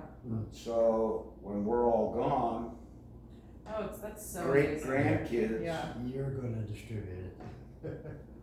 You guys know I love this stuff. Like my dad's side of the family, my grandmother was very into genealogy and all that stuff, and she has 2 books that she wrote about this big. Your grandma Melnychuk? No, my grandma McManus on my dad's side. Okay. And she. Oh, I see, I got you. She got back before the Mayflower. I had 4 ancestors that came over on the Mayflower and stuff, and so she would. And so we have 2 volumes of that and pictures and stuff, and so Beautiful. Yeah. it's really nice that you guys are, Yeah, working on this stuff. we can look back on it. I didn't realize that thing was playing the whole time when your mother was here. And did I have my feet up on the coffee You're table? lucky you didn't have your mouth open. Oh! Supposed to sleep. No, I didn't go to sleep, but I just hope it turns out okay. Well, it is what it is. Yeah. And we'll make of it what we make of it. Right. And We get part of the royalties.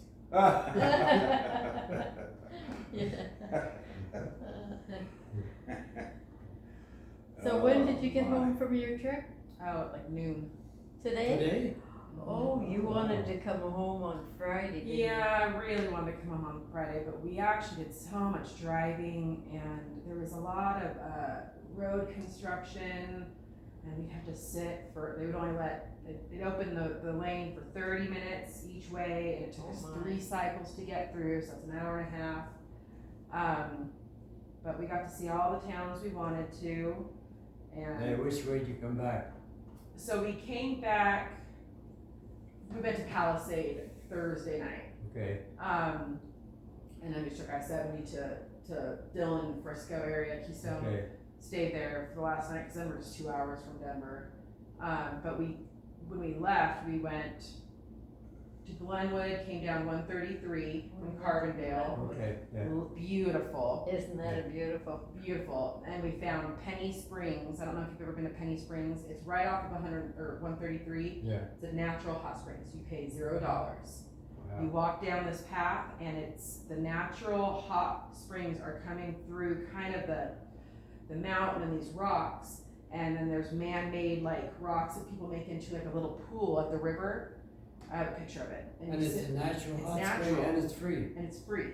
And Wow. you get to actually so there was about 6 of these little rings of rocks, and they were different temperatures, and if it was too hot for you, you'd move a rock and let the river water come in a little bit more to cool it down. If it was too cold, you'd put the rock and barricade the river water so you're getting more of the hot spring. It was so interesting. I'm gonna go downstairs and get my cord to plug my, Okay. just so Oh, it doesn't run out. That's right. You can I'll be see right back. I think it's the Crystal River, but it's Yeah. just rocks, and the hot springs coming right down that Right way. into the river. Yep. Oh. When we were there, there were only a couple of people there, but one man in a hat with a gun, fully dressed, decided that it was clothing optional. And stripped down naked and just got in the pool. So I was sitting and I said,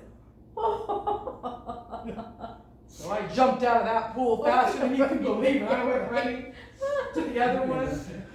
Oh, but And Shauna, my friend, and I, we died laughing. I was like, I'm ready to go. I was like, what are the children here? oh, But it was really nice, free. You know, some of these hot springs want $50.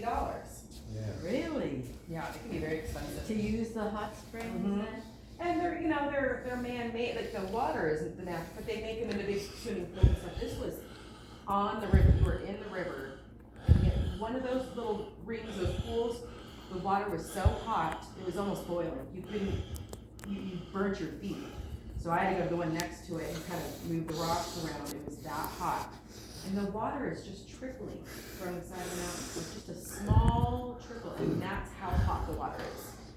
Because the river is probably 40 or 50 degrees. I mean, the river was freezing. Incredible. Wow.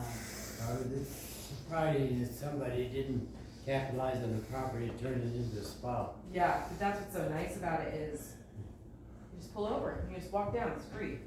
No one's monitoring it, or you know. A good place to know if you wanna Yeah. go and have a dip. Boy, it's interesting. So Mom was telling me that you're a theologian historian. Is that? Yeah. That's so cool. Yeah. I find that stuff so interesting. But she's Jewish. You're Jewish? No, Oh, she works for the Jewish Health. Health Hospital. uh, National Jewish. Research Hospital. Very popular. A lot of people use that facility. Comes to for research. are you a nurse or No, I'm a scientist. So, in what sense? we are studying like lung inflammation and repair and Okay. stuff like that. What's your training in? I have a bachelor's in biology. Biology, okay. Okay. So I find it so interesting to like connect like the scientific with like, you know, Christianity and stuff, because anything that doesn't connect, I don't think we know about scientifically, right? Like scientifically we can make up a lot of rules, I think, and I don't know, I just find it very interesting, all of that. Well, talking with your grandparents here about providence and miracles Mm-hmm. and the providence of Trump in 1 inch, and he'd have been dead. And for me as a Calvinist or Reformed man, there are no accidents, Mm-hmm. which has a great unsolved theological problem of evil. You know, why's God allow abortion? Or Holocaust, or Stalin killing 20 million, or the Khmer Rouge purges in 1975 killed millions. Is God good? Well, if he is, and omnipotent, he could stop it. Mhm. So is he not good? Or is he limited? Right. And Himself limited himself, you know. Well, that too. Ontologically limited or self-limiting, Right. which I think you kind of got to go there too. Yeah. So we kind of been booting that around, and then I told your grandparents about my mother arriving miraculously at midnight at 12, and my grandmother in the hospital for a week. She fell and broke her hip, and the train station pulled. She calls the nurse in at 11:55 and says to the nurse, can you stay with me? I'm gonna die now. And the nurse says, no, you're gonna be okay, Allie. Let me go get you some ice water. She goes out and comes in, and she's gone by midnight. Knowing she was conscious and she was fully, Yeah. mentally, she was not demented. She knew my mother was coming in at midnight and was gonna take care of my granddad. And boom. She was dead at midnight just as the train pulled into Oshawa. Accident or particular providence? Down to all the molecules in the grass blades out there. Down to all the billions of cells in our body. It's just mentally staggering. Yeah. Which is why we gotta stick to it, no matter what happens. And not be afraid, because there's a lot of hostility to us out there. And that's okay. Listen to, I don't know if you know Dave Reaver. You ever heard of the guy from Vietnam that had his face, half his body blown I over? think I've seen him. He was talking about, spoke the other day on the subject of forgiveness, forgiving yourself, and a new concept, forgiving God. But it's not the right word to use.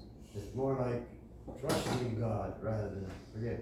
Because a lot of things we pray for will never happen. And you wonder, where was God when I prayed for it? So we have to learn to put it completely in God's hands. It's not a good word to use, but it's something that you have to accept. Yeah, that's not something, the word I'd use. And like I said to grandparents, a number of times with Calvin, when I was just beginning my young maiden voyage into theology, Dad would hand me books. Here, read 5 pages of this every day. Finally got to Calvin's Institutes, and the one thing he would stress repeatedly, it struck me as a youngster, 18 youngster, 19, was know what your limits are. There's just limits you can't go beyond. You have to not have itchy ears. Yet, we want research.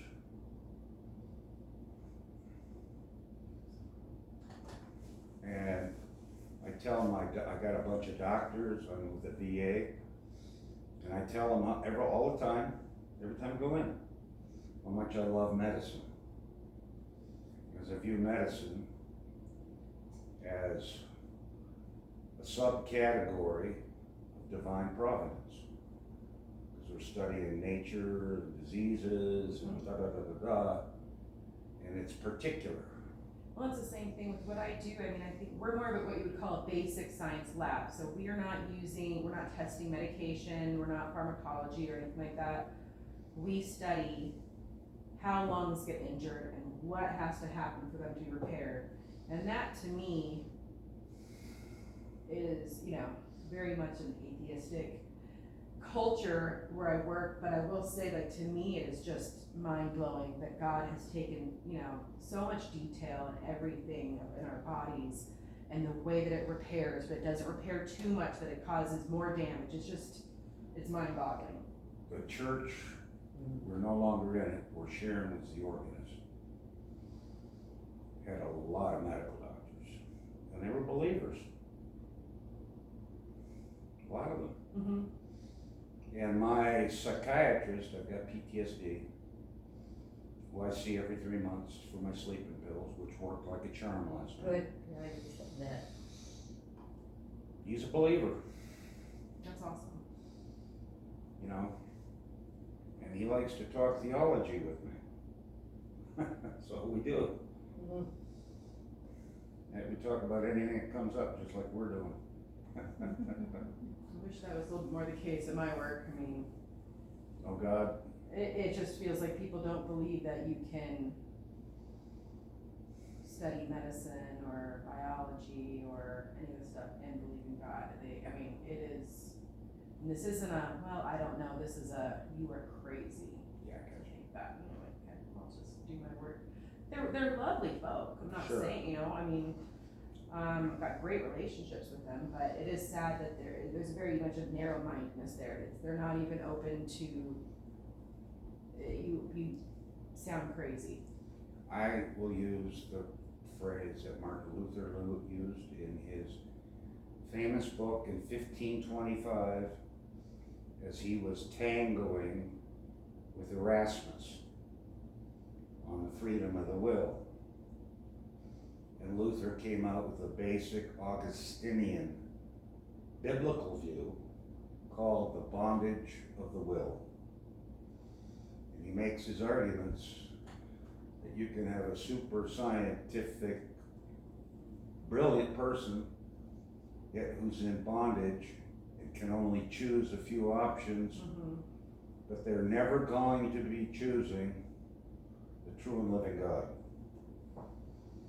And if you look at the Greek tenses again closely in Romans 1:18 and following, beautiful section, oh man.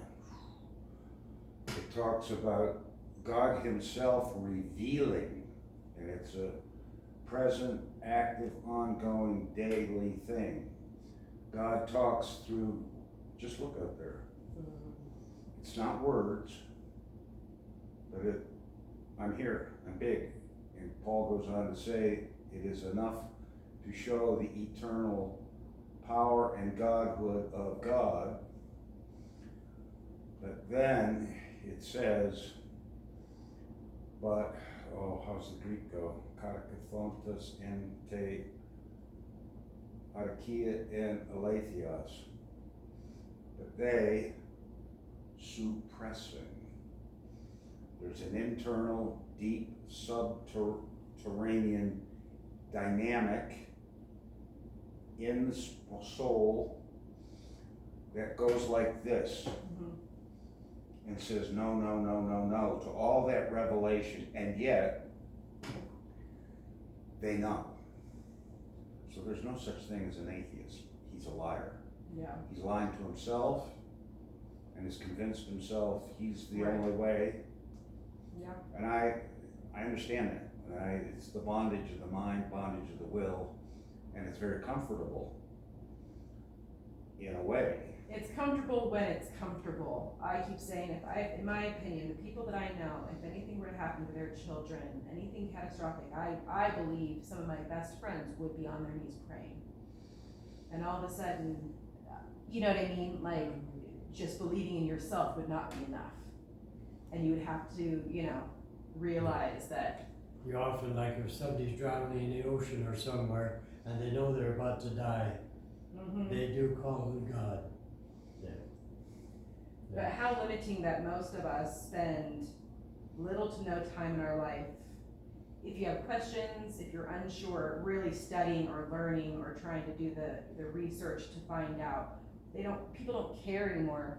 Maybe there's a God, maybe there isn't a God, I don't know what's out there. I'm just gonna focus on right now my job or my family, which is, fine, but that's one of the biggest questions we all have. What happens after death? Are we alone? Is this it? Does it make any sense if this is it? And At the risk of repeating myself, can I tell the grandpa story? Okay. You've heard it. Shannon might give you a reason for it. Okay. I'm a prayer book Anglican. I'm kind of a Presbyterian, Yeah. like Grandpa I Veitch. think your grandparents were Anglican, I think, Episcopalian. yeah. Yeah, her grandparents, I'm a McMahon side. Mhm. I'm a weirdo. I'm a hybrid. Bible man. And I'm at home. I do morning and evening prayer, 9 a.m. and 3 p.m. I'm retired. It's just part of my daily regimen. I'm adding you all onto the name list by name when I get home. Yeah. Because I pray for the kids, I pray for my wife, I pray for my siblings. I've got a regimented list. Some of the churches. So you're going to be mentioned by name, Uncle Pete. And Aunt Ruth. And then I'll say, and kids and grandkids, to keep it short.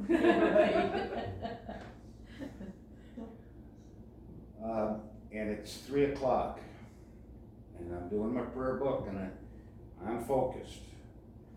And all of a sudden, up to my right, there's an impression of Grandpa Morley Veitch in a suit and tie, gray suit, tie, white hair, not smiling, not commenting, not negative, not happy, just a presence. And I was stunned and stopped. And I said to myself then, as I've said since, is this some weirdo? And I was not thinking about Grandpa Veitch all that day or before. And yet, this intrudes, and I can see him, and my eyes are open. And it's not like you asked Uncle Peter, it was not a copy of a picture that I have of him, but it was him recognizably in his 60-ish, So I wondered if it was an auto-generated psychiatric event of some weirdo molecule in the brain, some synapse misfiring and creating this image. Or, which I believe now, later, was it actually Grandpa Morley Veitch ontologically in the afterlife, somewhere, coming from somewhere to visit me specifically in my study, in the garage, at my desk in front of my big double window. I had double windows in the garage where one of the doors was, because I like the sunlight. Or was it him dispatched by the eternal God to come and pay his grandson a visit? Yeah. So that was my thought after about 5 to 10 minutes. So I decided, I see my psych every 3 months. I got 6 or 7 VA doctors. I call them helicopter doctors. I love my doctors and nurses and staff. And I tell them that every time I go, you guys are God's hands and feet. And they appreciate it. In fact, I got my eyes done last year, the cataract surgery, and wonderfully the ophthalmologist prayed with me both times. I got my eyes done. I did one month and one the next month. And I told her, well, that's going to help me with Hebrew.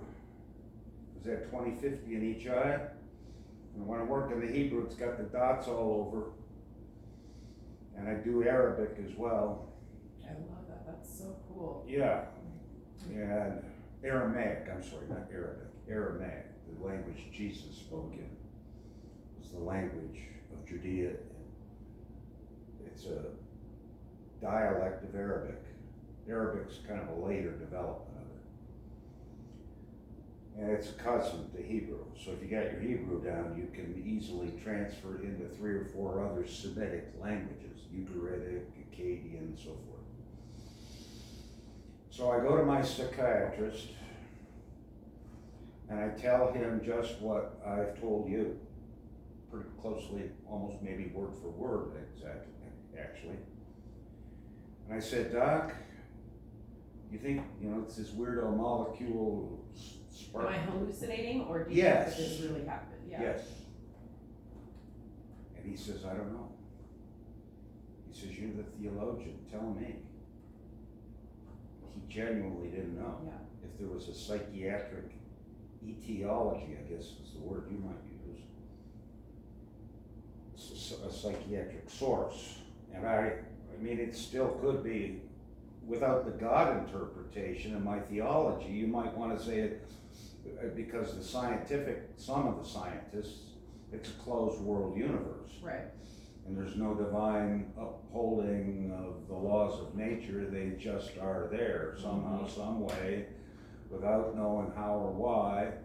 I came from a fish. Right. Or a dog, or a monkey, Or when the laws don't make sense anymore because we find something new, then we change them all again to make it fit with the physical world or whatever, Well, we were talking a little bit about that with micro-evolutionary change. Mm-hmm. Not macro, not a fish into a dog, but What are your thoughts on microevolution? limited. Like they've studied bats in England that were in and around Manchester where they had a lot of coal plants. Mm-hmm.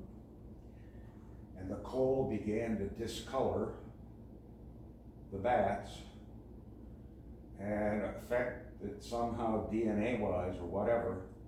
And pretty soon they began reproducing darker colored bats compared to bats in non-polluted areas. Right.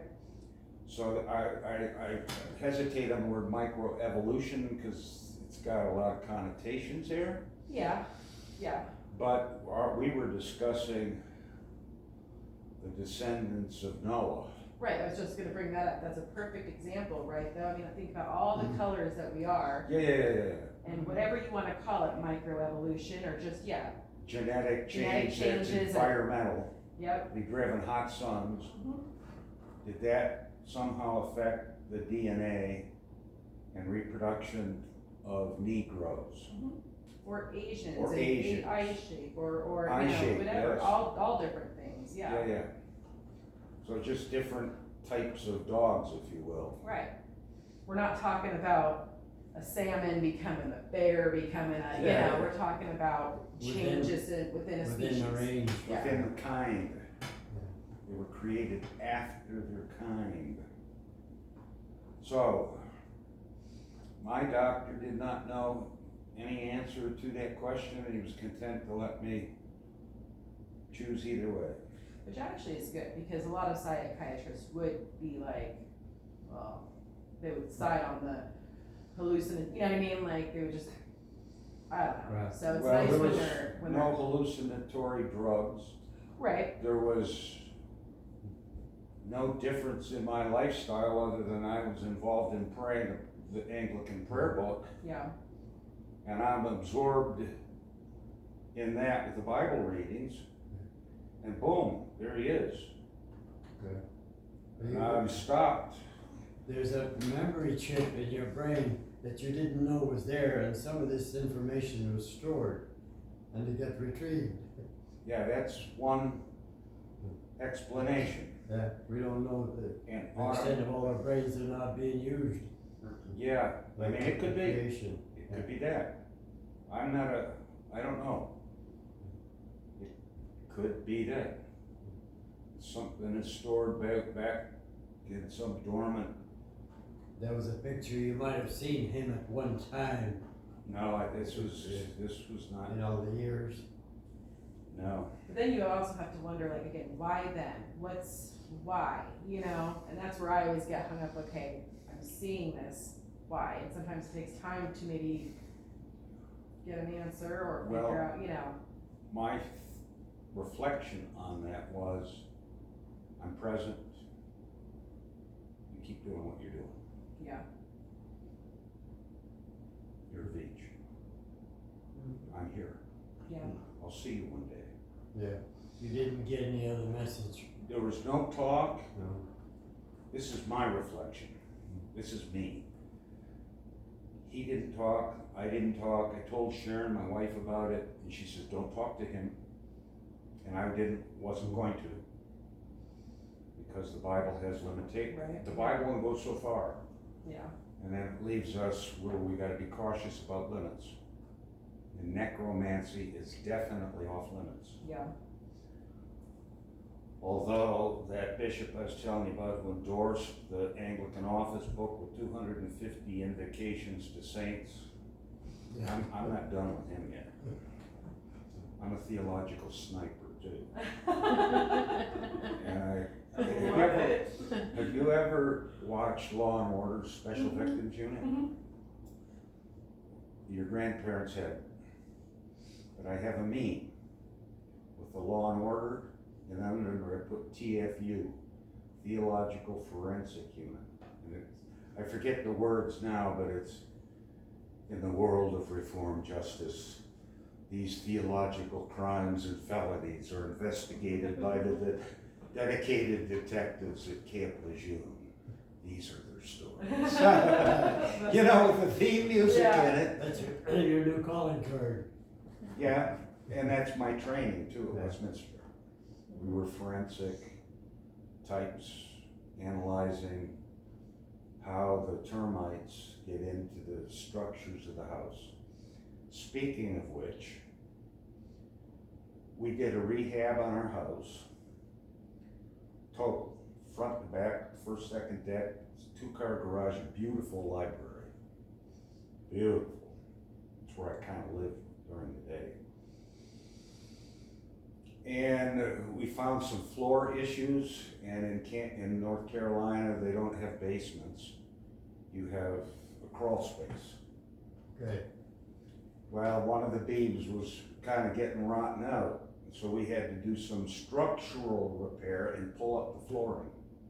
Get down here, what we ended up doing was putting plastic all the way up and up to the sides, and we put in a dehumidifier for so it's completely dry and completely clean under there to preserve the wood. What we discovered, however, was termite infestation that had gone all the way up and across. We didn't know it, and it cost us $4,000 to get all the termites out, and had to do the walls and do all the floors, so. We've been through that Yeah, with termites.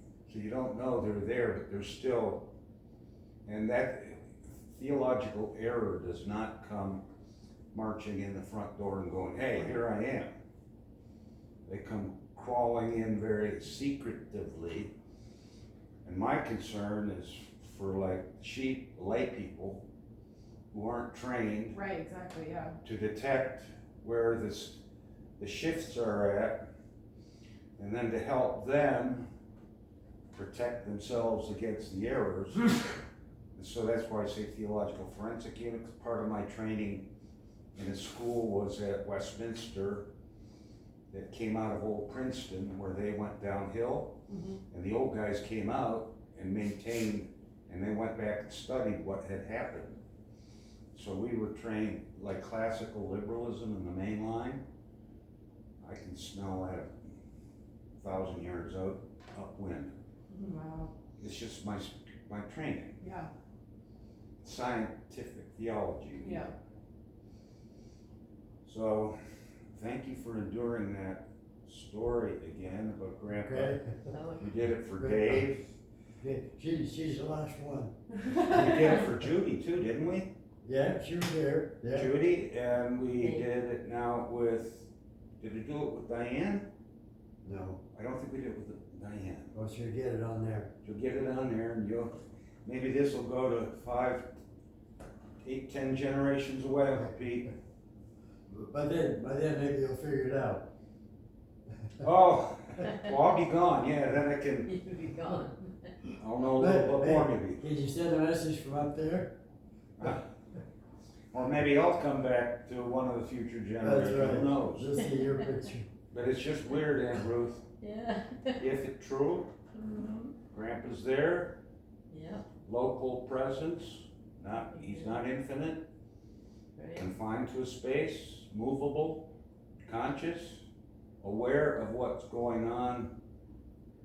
Now, I'm adding here to the story. Now, if you hadn't seen his picture exactly the way it was, you might think it was an angel. Now, angels do come and visit people. They do. Yes, let us beware. We may be entertaining Right. angels unaware. Right. And then there's some other indications in the New Testament along these lines as well. And I was telling your dad earlier, I can see how it developed where they pray to saints. I can see that where it would emerge out of a love of history and closeness to parents and grandparents. I was telling you about Augustine praying to his mother, about his mother and how was she, and that Jesus would help her along the way. Sorry, Augustine, you went too What far. century did they start really implementing the saints? I'm gonna guess that's for him, and he's a major player. I would imagine it maybe preceded him. It was not in any way dominant at all. And he lived 354 to 430 Okay. in Hippo, just a little ways away from Carthage in North Africa. And he was he influenced Christian theology for the last 1600 years, really. I'm an Augustinian, mostly. I don't follow him in some ways. He had a bad concept of marriage. He thought celibacy was the higher form of life. Peter had a wife. The apostles had wives, except Paul maybe. marriage is to be honored.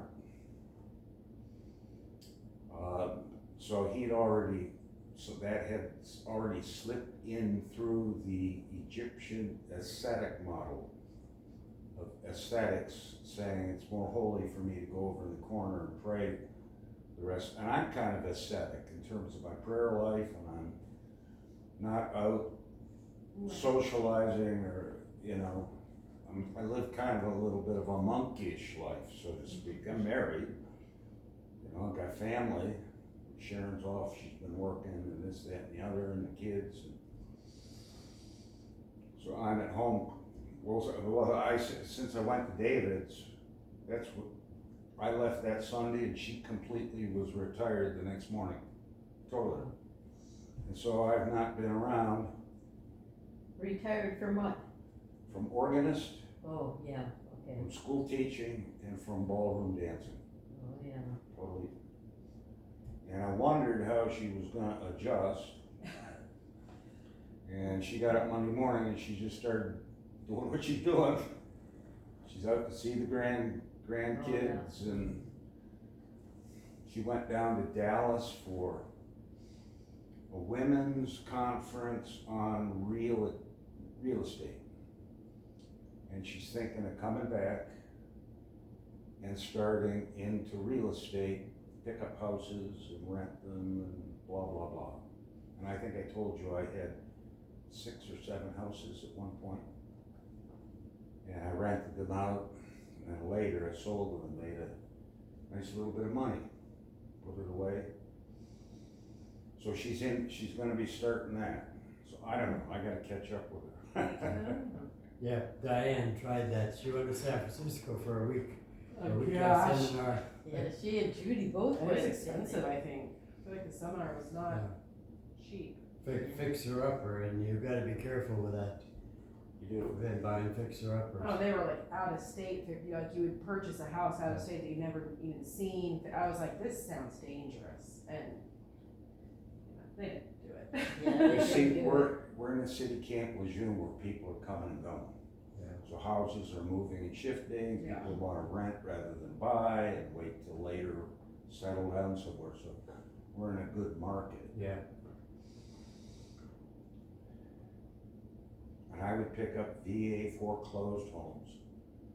I would have an inspector check the air, heat, electric, and roofing. And if it needed painting or new carpet, I would do the cosmetic stuff, but I wanted the structural integrity. And it worked.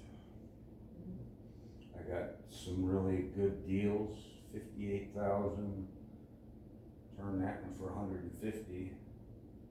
Another one at 68, I forget the prices on it. They had people rent them, and then when we went overseas, I had the real estate agent be the property manager, and he would take 10% of the rental costs, and that was a good arrangement. I had that for about 15 years, maybe 17. I just wanted to get out of it, not be bothered. Yeah. Collecting rent. Yeah. Your phone is always ringing. There's something wrong. Yeah, but now that I think about it, probably should have held on to those. Yeah, but At little which did we know. 6 or 7 at least 300,000, could have been in the millions. Yeah. That we don't know. No, we don't, but our house has gone from 164 to maybe 450. And we've been in there 24 years. Boy, you've been in there a long time. Yeah. Ooh. And we got the solar panels I was telling you about. I'm amazed at how you look like my daughter. You know who she looks like? Sarah Huckabee. I never told you that. Is she beautiful? Very attractive woman. And President Trump's press secretary for a while, and now she's governor of Arkansas. Yeah, she really come a long way. That's true. Any developments on the political front? I haven't heard anything. We have, no, I think it's kind of cooled off. I mean, I think Kamala's kind of raising her profile. but Yeah, we haven't it's definitely followed out there when people are getting behind her, They- getting behind her because she's a woman, getting behind her because she's a, you know, Black. woman, and She's not black. that.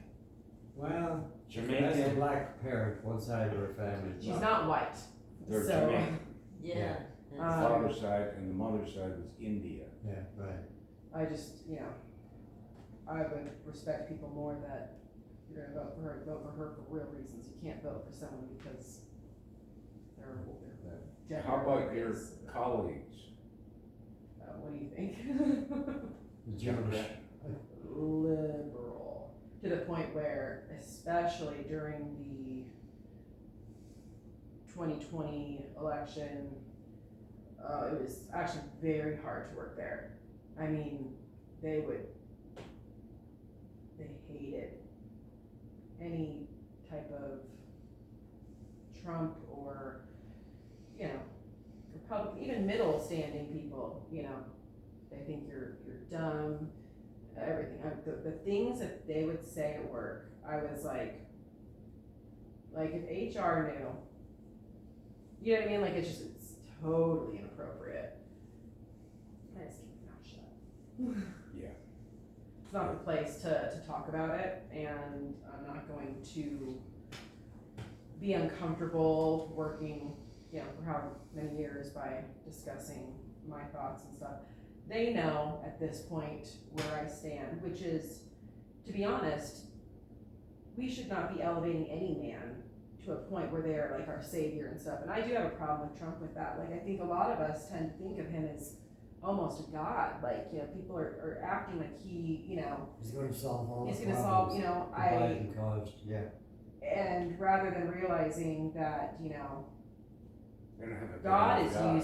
using him, that's great, but it's God, you know, like whatever's gonna happen. I just don't like it when we make it more about the man. And I think that we as Christians sometimes do that, you know, politically. Easy to do because foundationally they are idolaters.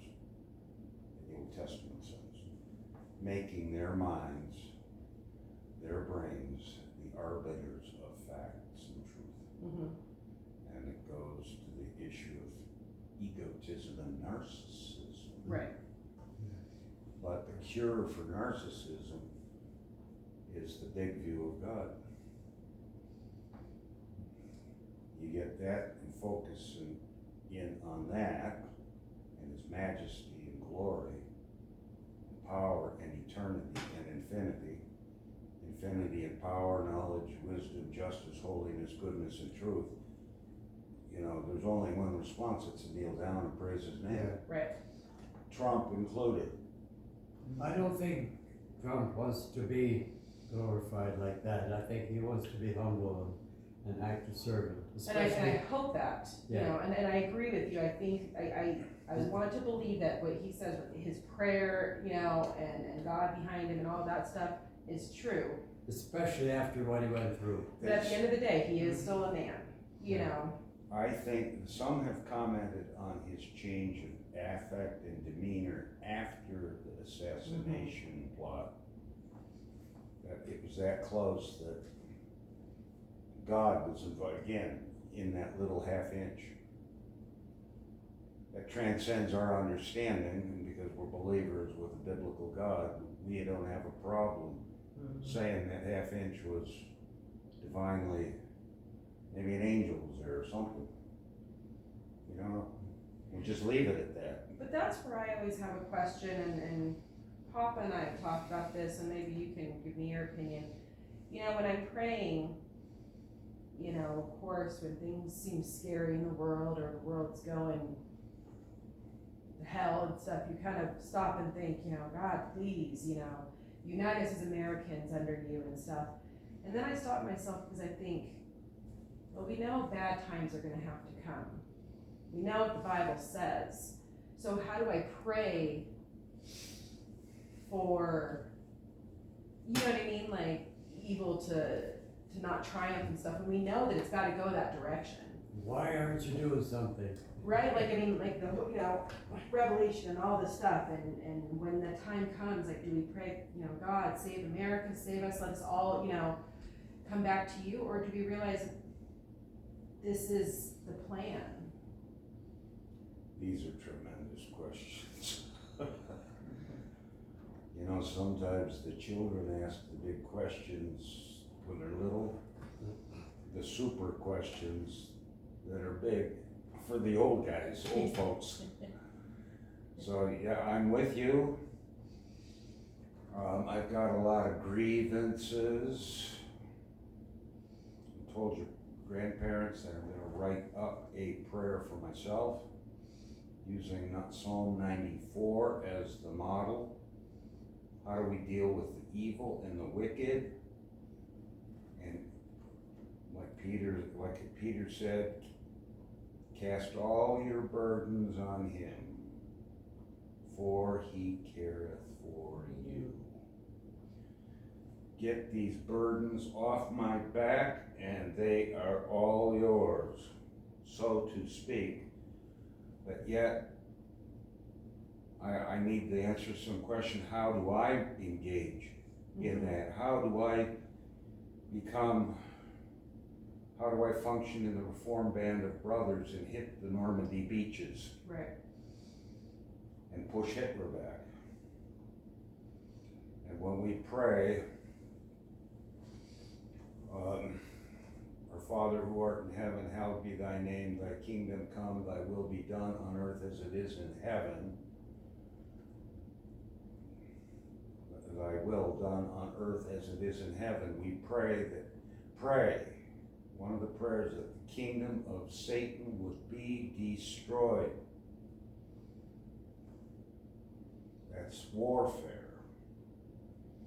And that also the kingdom of heaven would be hastened. And third, that God would harvest and bring into his church his people. We talk about predestination on the side. Oh, we could really, that would be fun too. Well, yeah, you want to be here all night. Oh, Papa and I have discussed that. Those are some hard topics. Yeah, it's there. Just let the Bible speak, period. Know where your limits are, but you ask questions. Right. But those are three elements in that petition, thy will be done. Lord, crush the satanic kingdom. And how do we engage, lock and load, and go in on the beaches? Right. Hit them fast, boys, hit them hard, fast, and often, said Admiral Chesty Puller in World War II. Hit them hard, hit them fast, and hit them often. While also loving those people, right? Not the evil and satanic part of it, but the people that are victim to that, right? Like that is also hard. When you're seeing, even right now, people of such opposite beliefs and such corrupted beliefs, and yet we're called to love them. But how do you love something that you hate? Do you know what I mean? Like it's so difficult. We just finished talking about that. Not long ago, Uncle Pete. My question, you don't have to like them, but you have to love them. But sometimes that's hard to separate, right? Like I know why I love my children, why I love my family. It's because I spend time with them and because I bonded to them and stuff. When it's a stranger that I don't know and it's a stranger that maybe I strongly disagree with and cannot stand or whatever, how do I love them? What does that mean to love them when there's not even really a strong relationship there? I don't have to like them. My preliminary thoughts would be careful, that's lawful. Look for the things that you don't like, because there may be danger signs there. And that's my other question is, you don't want to get too integrated, right? Where... You want to be cautious and have your boundaries. Yep. And you may forgive a person if they're repentant, but you need to be alert after and not forget that it happened in the first place and there were causes that may need to be further examined. That's something I've learned over the last couple of years is boundaries, and I prayed about it very strongly with Brandy in that situation, and God had put an entirely different taste in my mouth regarding a friendship that I'd had for a long time. And then I kept thinking to myself, am I wrong? Am I not showing love and support by like kind of abandoning that relationship? And I felt very clearly that God was putting these boundaries, not because he doesn't love her, not because he doesn't want the best for her, but because she is not bringing anything good into my life, right? And so it is okay to have boundaries, and it is okay to say, but I don't understand how I love people that are not in my community, that, you know, like how did you go out back in the day and minister and do all this stuff nowadays when there's A, so much hate, and B, it can be dangerous to even open yourself up to try to go, you know, love on these strangers and minister to these people, because you've got to develop a relationship with them, right? When you would go to the jail, you had to develop a relationship. You have to make sure you're credible, we can respect you. And you have to know that you won't be influenced by them negatively, right? I mean, I am greatly helped by about 10 to 15 clergymen that I have morning meetings with every Monday morning at 7 a.m. where we bat things around in the ecclesiastical context. But socially, I'm just friendly with everybody, irrespective of where they're at. I don't know if I have any, I've got enemies among the bishops. They know me, they won't talk to me because I have, you know that prayer book I told you about, Anglican Office book? I took pictures of every one of those. And I'd send an email to all the American Anglican bishops, maybe 30 or 40 of them, 5 or 6 REC bishops. And I can't say I hate those bishops, I don't. 4 bishops in England, and I'd send them the picture on the email, and then I sent it to all the churches. 150 American Anglican churches. David? It's David. It's David. Oh, he's already heard the Grandpa version, so we don't need to repeat it. Hello, Dave. Hey there. Hey, Good to see you. where's the other chair? We're here with Shannon. Pete? Hey, Shannon. Bring a chair out of the office. Oh, this is grand. Yeah, family is growing up at the table here. And I sent it to 200 Presbyterian churches. And I sent it to all the Reformed theological seminaries in the nation. So, my question to the bishop, how do you allow this open heresy, and I use the word carefully, I'll let you get settled. Dave, we're video camming, Okay, and we're just chatting about anything that comes up, all right. and having a good time. Open forum. yep. And Shannon has asked a real hard question, As she always does. and I'm doing my best to throw a few suggestions out.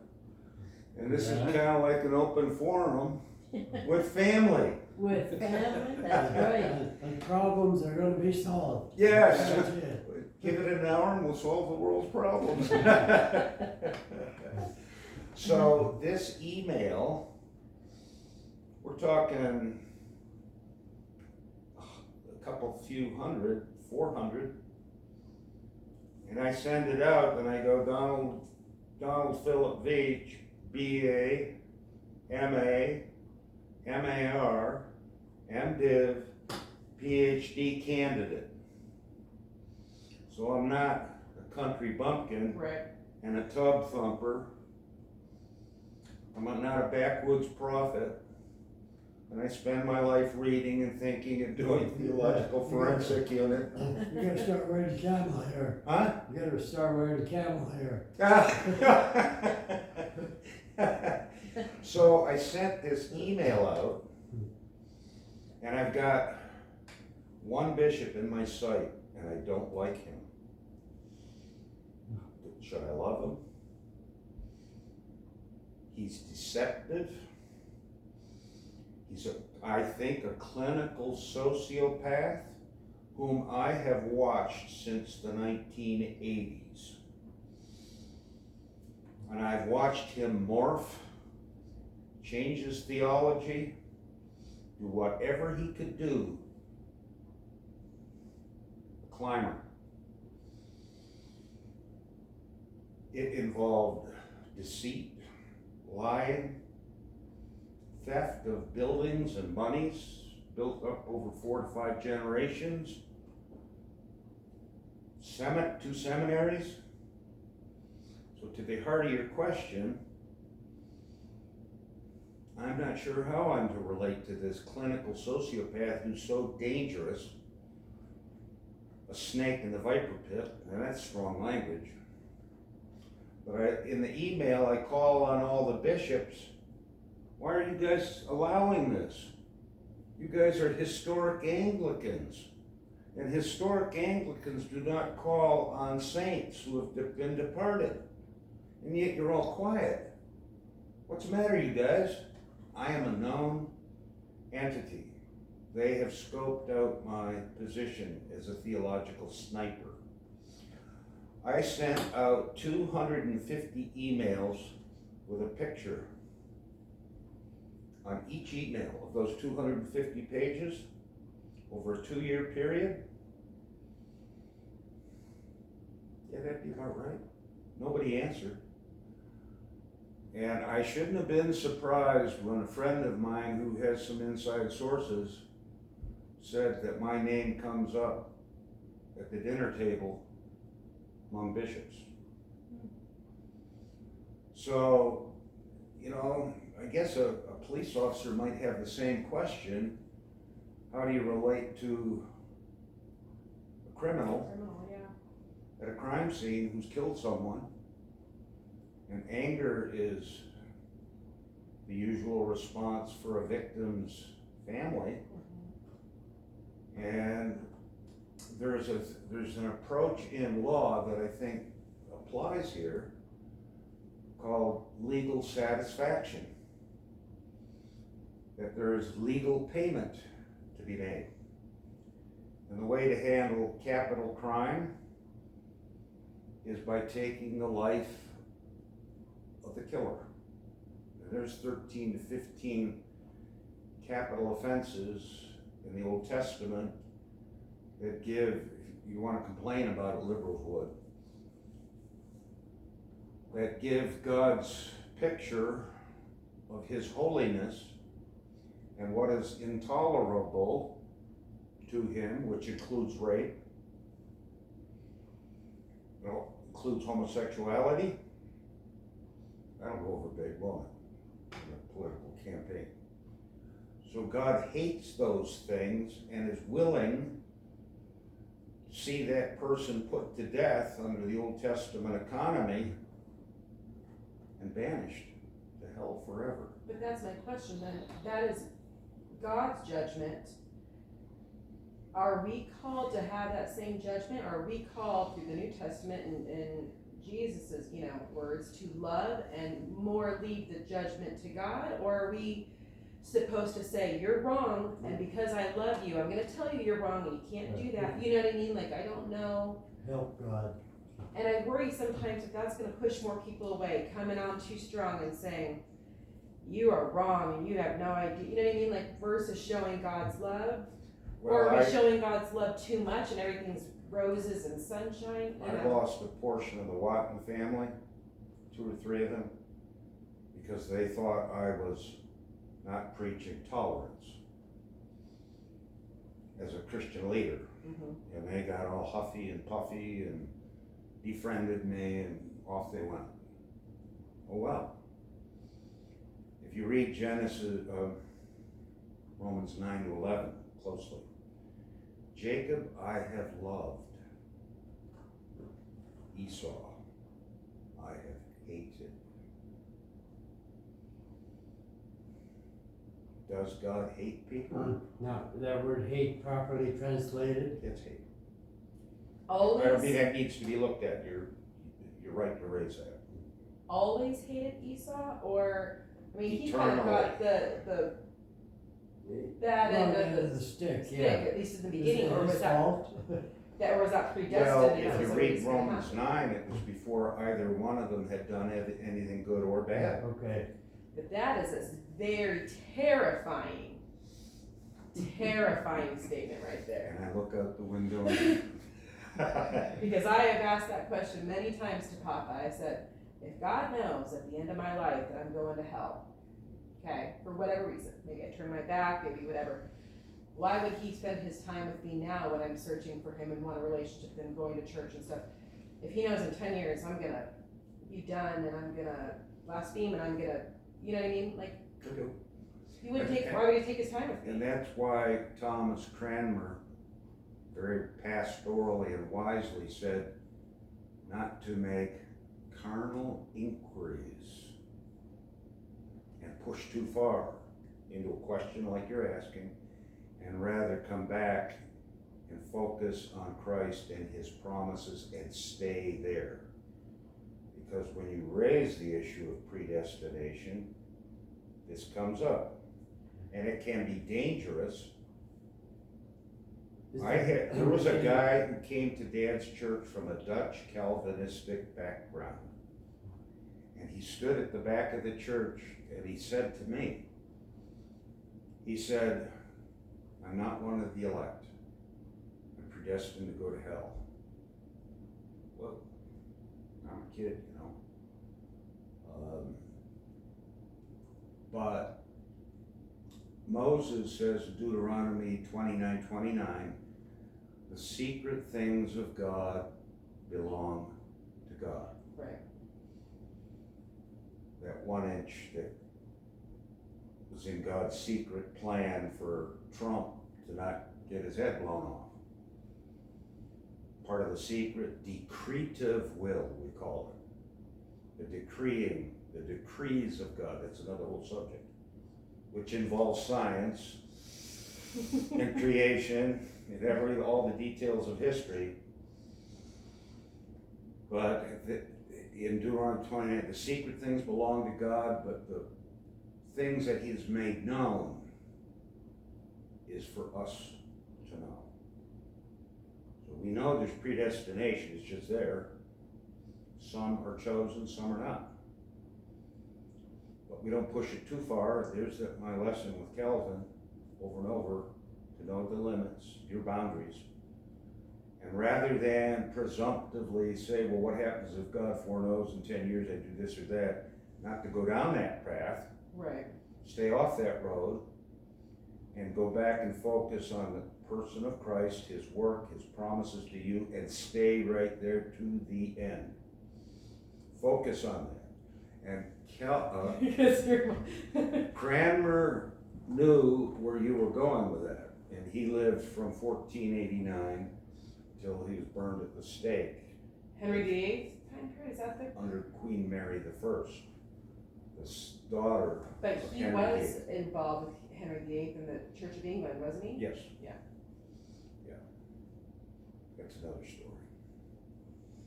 But he knew what you were asking. And yet he was a double predestinarian too. And a lot of the Anglicans will not admit it.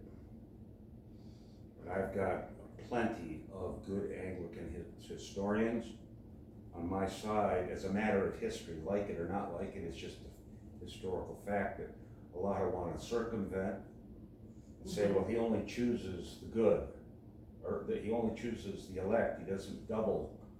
But look, if you're gonna choose some and you've made a decision not to save the others, that involves a decision. So if you say single, you gotta be double. I remember, and I began asking some leaders, was Thomas Cranmer a double predestinarian? Because Cranmer was my doctoral work. I gotta finish up so I can have 3 doctors in the house. Sharon, me, potentially, and then my son. The rest are in the trades. Without the aristocracy that we've talked about. Humility. Because we're so small, God's so big. No room for egotists like Trump. Period. Mhm. And that needs to be said to Trump by a minister. Yep. Clearly. Mhm. Not just for Trump, but all of us. To walk humbly, whether we're great or small, rich or poor, educated, uneducated, everybody. Because when you put all those gradations up against each other comparatively in our small brains, we make big, Right. little people little, we get arrogant. We put that up against the majestic, eternal God. What are you talking about? You know, the king's over there in the grave. The queen has got a tomb over there on that side with her sister, another princess. They end up in the grave, in a coffin. So Cranmer was very sensitive to the very thing you're raising, and if he were sitting here, he'd tell you, I think, what I'm telling you. Steer away from that question. Keep it alive. It's a good question. But come back to and rest yourself in the person of Christ every day, as we were talking with your grandpa, right? Your dad. Yeah. I just have one more question that I wanted to bring up.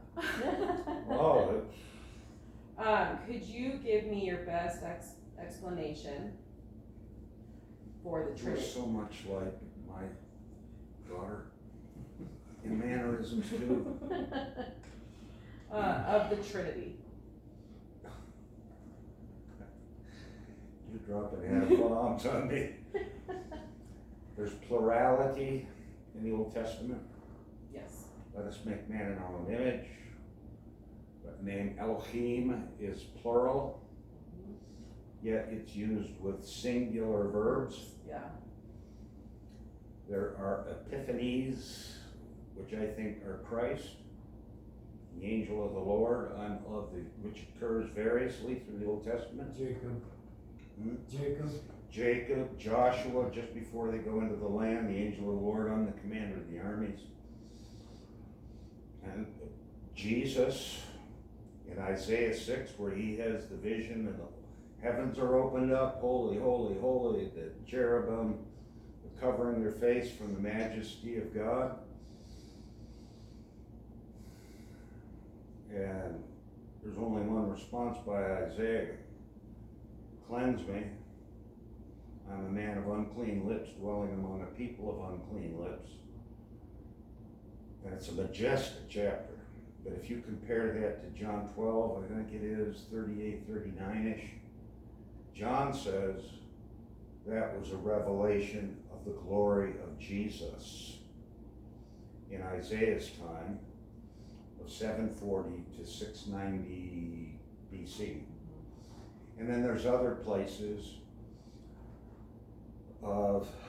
and then you got the potent opening section of John 1:1. In the beginning was halagos, the word, kai halagos ein tu eiston theon, and the word was God, and the word was with God, so he's identical with Old Testament Jehovah,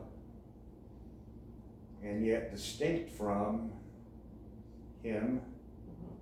And so the word that comes up among the theologians, and this was debated pretty much from about 200 to about 451 BC, 250-year kicking that idea around, and it was said that in Asia Minor, the fishermen knew the details of the argument.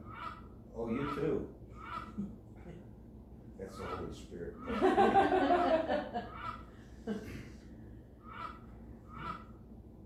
kind of shocked me the first time I heard it. Yeah, I think it did. So a whole ton more could be said on that, that co-essentiality became the word. So when did the idea of the Trinity come in to the church? It was always present in patristic writers, but it began to develop headwinds, and Tertullian in 200 AD is the first to use the word Trinity and triunity in substance, because the word Trinity is not in the Bible. Right. It's put together. Yeah.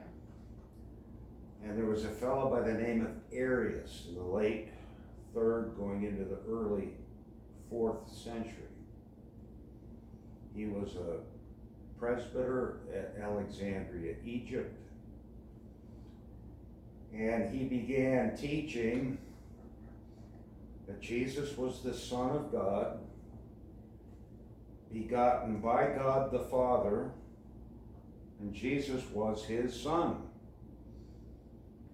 So there was a time when, ukein is the Greek phrase, time when Jesus, as the eternal Son of God, was not born. He was born as the Son, and he goes on and lives in the glory of the Trinity, but the phrase, there was a time when he was not. And that became a hot item of debate. So much so that, of course, other things are going on in that time period with imperial persecutions, other issues, forces, political, social, because the Christians weren't worshiping the pagan gods. So there were like 8 or 10 imperial persecutions. Some were empire-wide, others were more local and sporadic, but a lot of Christians died. Constantine comes to the throne and issues the edict of something, 303 and 311, basically making Christianity the legal religion, and the Christians were, thank God for Constantine. The persecutions are over. We can worship freely as we want, because they were not only killing Christians, but grabbing their books and burning them. In some cases, they would enact a local law to say, if you out a Christian and we convict him, you get to own his property. So they incentivized hunting for Christians and incentivized greed, theft, imperial persecution, and there were a lot of Christians, some who lapsed and said, okay, I surrender. And that created a storm in this period, and there were many who were just faithful to the end. And that created, in this same period on the Trinity issue, what do you do with the lapsed who later repent and come back? And there was a school of thought saying, you shouldn't let them back. But the predominant mood that then began to prevail was, no, you gotta make room for the repentant. So Constantine was a breath of fresh air for Christianity, empire-wide. Now the empire went from the Atlantic out almost into Iraq, at least down into that area, and then down into the northern Saharan desert, all the way over into Egypt and Palestine and Asia Minor and Greece, and even up into Germany, and even up into England. In fact, Constantine's mother was an English woman, and she ultimately migrated down and married him, or had him, I forget how it goes. She ultimately went to Jerusalem, visited the holy sites,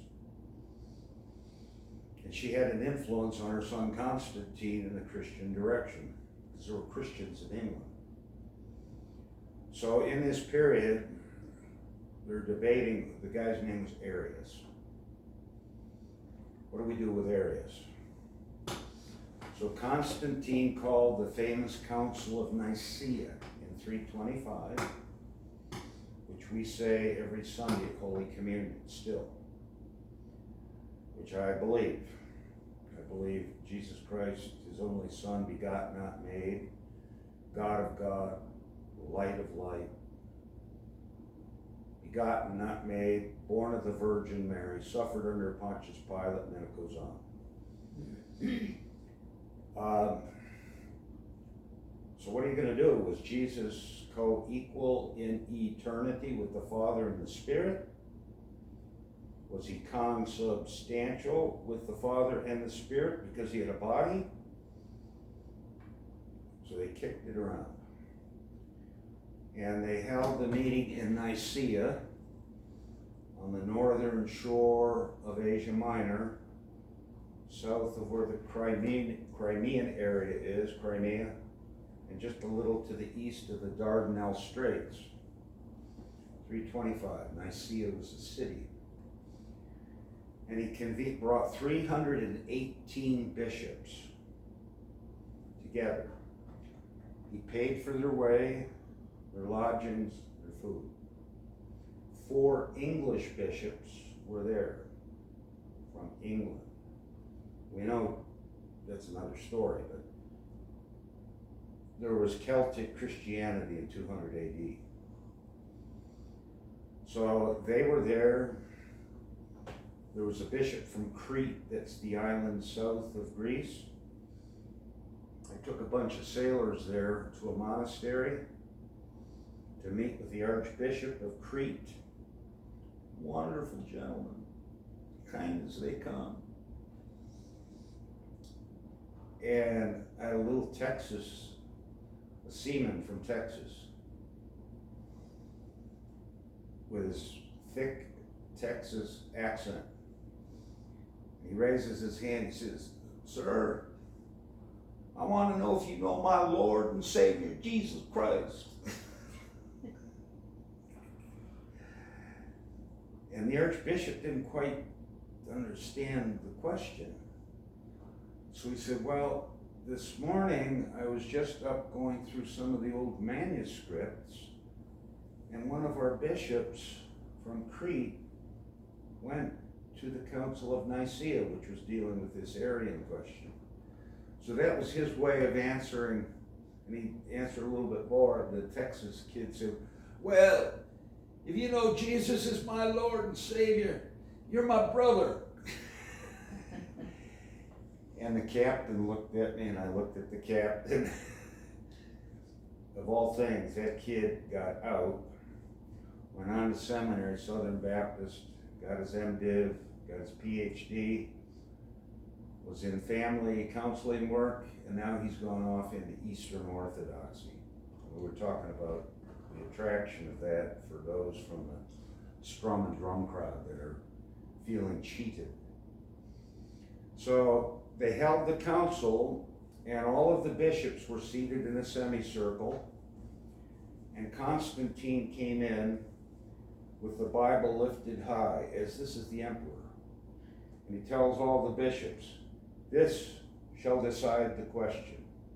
And there is no doubt whatsoever in this period that the Bible and the Bible alone is the source of all authority. All the patristic writers up to the 6th century said that. And I could go home, hit a file button, hit a print button, you have page upon page upon page of quotations.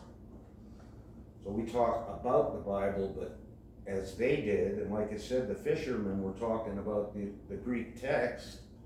Down in the fishing boats, is Jesus consubstantial with the Father and co-equal in eternal glory and worthy of the same level of worship? Right, yeah.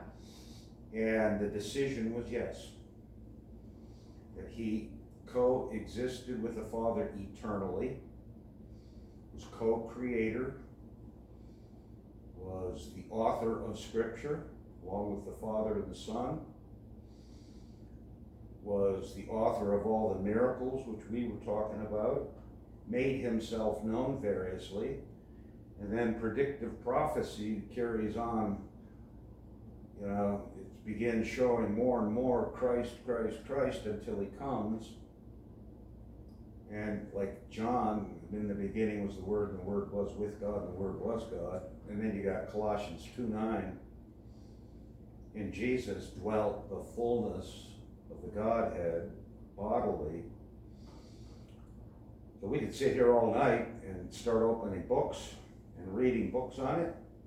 And I would recommend buying or getting a few volumes. One would be Berkhoff, Berkhof, Lewis. He'll give you the basics now. And this was a hot debate. And it was settled that the three persons in one Godhead, as Tertullian, and then Cyprian of Carthage, 258, followed Tertullian and continued to emphasize the three in one nature. Louis Berkhoff, Systematic Theology. It's a classic. It's used in many, many seminaries. It's the first text that I'm an 18-year-old. Dad comes into my room with his copy of Berkhoff and hands it to me. It says, here, read 5 pages of this every day, 5 pages of the Old Testament, 5 chapters of Old Testament, 5 chapters New Testament. And I started doing that. All of a sudden, and I was talking and thinking these things while my friends at my age level they were, you know, I want to get my 440 Dodge Challenger or went in other directions. Although Dad, like I'm saying, Dad's church had a lot of people go into ministry, go to seminary, go to missions. So that's a big issue and needs more discussion in pulpits. 1,000,000%. I think that is just something that I realized when we talked about this, is that how I'm so confused how a lot of churches don't discuss some of these things, and so people can understand or get close to. Yeah, you know, that's one thing that if you start going out and speaking to people, you know, people are gonna be like, oh, you're polytheistic or all these different things, and if you don't have a rebuttal, or if you don't know what you believe and why you believe it. Well, tritheism was one of the schools of the thought at the time that denied the unity of the three persons. That was one. Another edition was called modalism. That is, he appears to be the Father sometimes, and then he switches roles, as a different mode, and appears as the Son. And then other times he's in a different mode and switches over to the Holy Spirit, but there's one God, but he's 3 appearances. Denying or personalities is another way that some people will call it, right? And yeah. Start with Berkhoff. If you want to correspond with me by email, we worked that out. I would recommend also Calvin's Institutes. Okay. Absolutely. He's a tough guy at times because he's got a target on his back, and he does not like Rome for good reasons. But he really loved the Word of God. And then what'll happen is the overbearers, let's say overbearing a fact, like they did on January 6th, the 1,000 who invaded and trespassed. That was a small group. My friends were there, and over 99% of the people turned around and walked away. But the narrative projected by the media was this horrible takeover by Trump people. And so they bear down on this one fact of these 1,000 people, trespassers and whatnot, and they never discuss the 99% who saw common sense. We're not going in after that. We came here to a Trump rally. Right. And the hypocrisy and lying that goes along by that, I call it overbearing a fact. It's a form of violating the 9th commandment, thou shalt not bear false witness. It's a way to lie. Yeah. But you turn to the Democratic narrative when they had Antifa and BLM and cities going up in fire and this, that, and the other. The Democratic narrative was, oh, that's just a small portion, not the rest. So they knew how to construct the narrative to exonerate Antifa and BLM,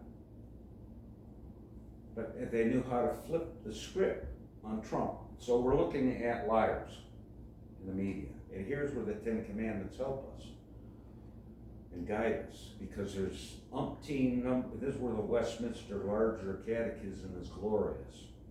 On the 9th Commandment, all of the different ways and mechanism a lie can be told. And in fact, if you want to know who I am and what I believe, just look for the Westminster Confession and the OPC, Orthodox Presbyterian. That'll tell you who I am. It's not perfect. There's place, and I would challenge you to read it and come back at me and say, hey, and I don't know what you call me Uncle Phil. Okay? Uncle Phil. I'll just call you Dave because you're my cousin. And read, there's 3 standards there: the Westminster Confession of Faith, the Westminster Larger Catechism, and the Westminster Shorter Catechism. And that 9th commandment, thou shalt not bear false witness, here you got 150, 200 divines, whatever it was, at Westminster Abbey for like 3-4 years, meeting in the Jerusalem chamber. Academics, divines, clergymen, Anglican clergymen, talking and debating theology. Can you imagine that? Not just us as family, because you guys are lay people. I'm one clergyman, but these are all academic clergymen. And what do they produce? Westminster Standards. And it's precise, and in fact is faulted for being too precise, because it pins things down.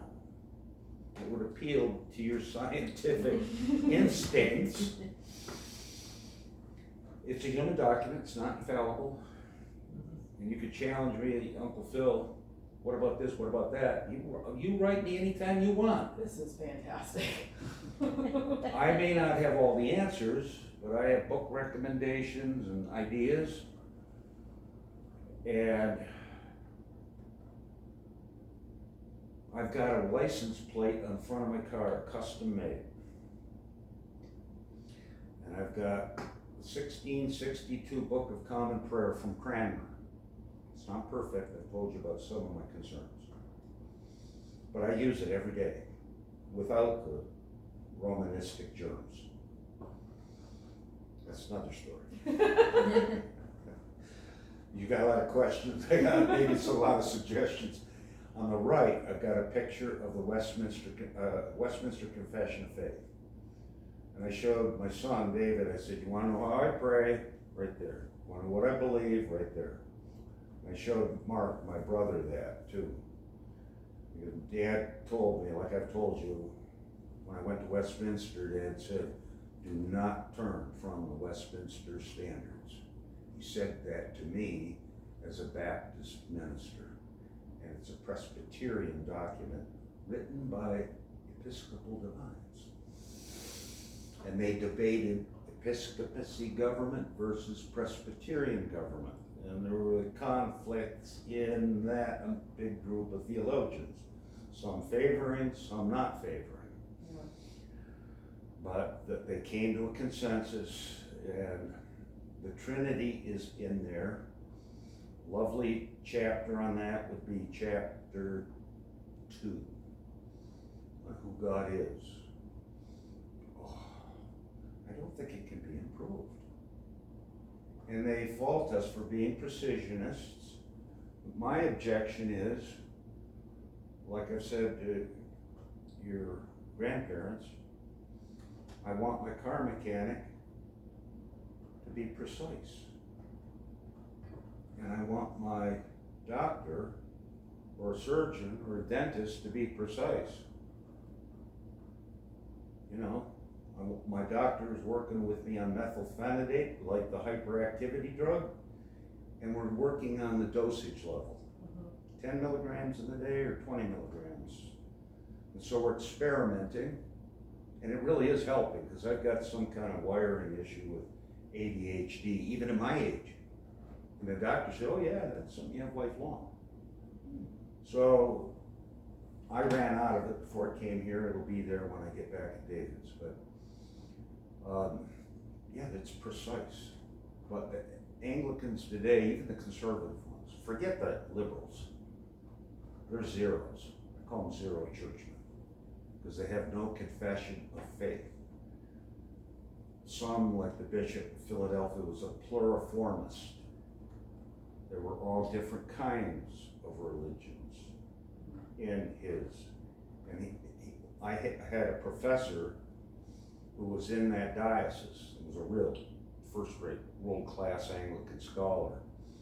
And those two were like this, that he didn't have enough muscle and moxie to get rid of Dr. Hughes, who he called the evangelical mafia don.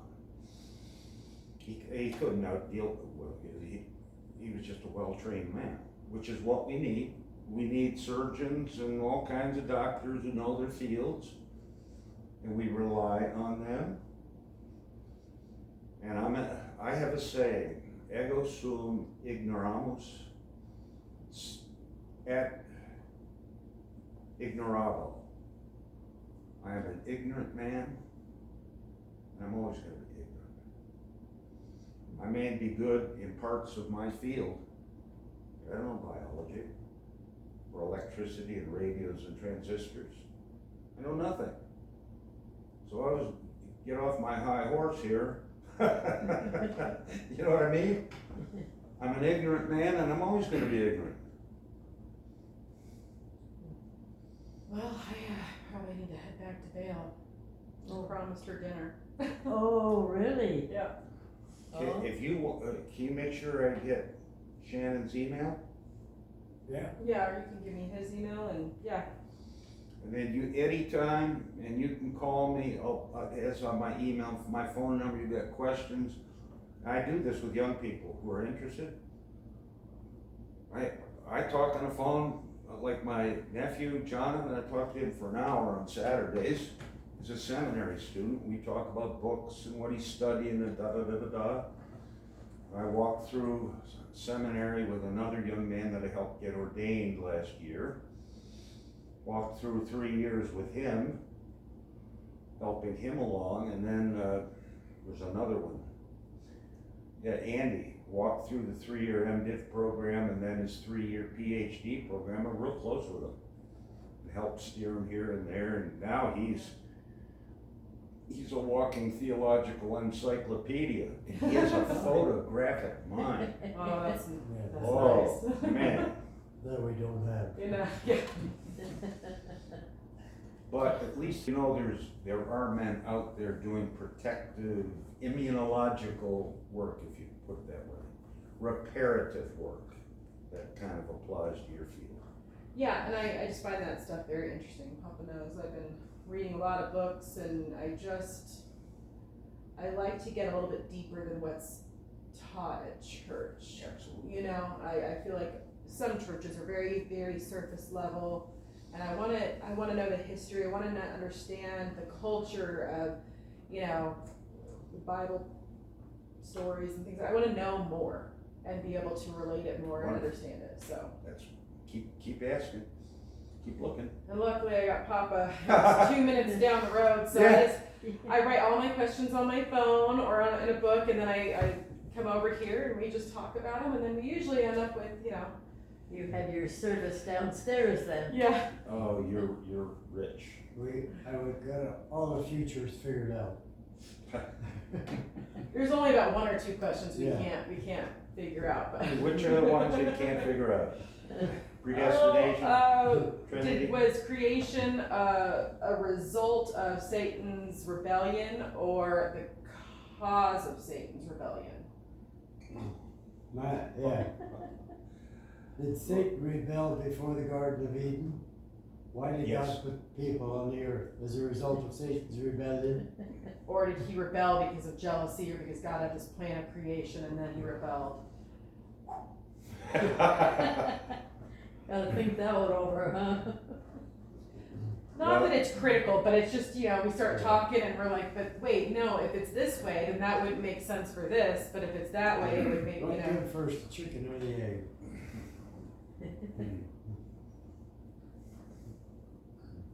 Because also we were talking about the three archangels, right? Yeah. Satan being one of them, and we theorized that they served each one member of the Trinity. It was said that Gabriel Possibly. served the, Holy Spirit. Michael served the Father, Gabriel served the Son, and The Spirit Lucifer served the served Son. the Son, Jesus. And He then was if a worship leader. Lucifer Yeah. rebelled, The then Gabriel that's where we served the come in as the Holy bride of Spirit. Christ. But I don't know. that's another. Jesus said he saw Satan fall from heaven.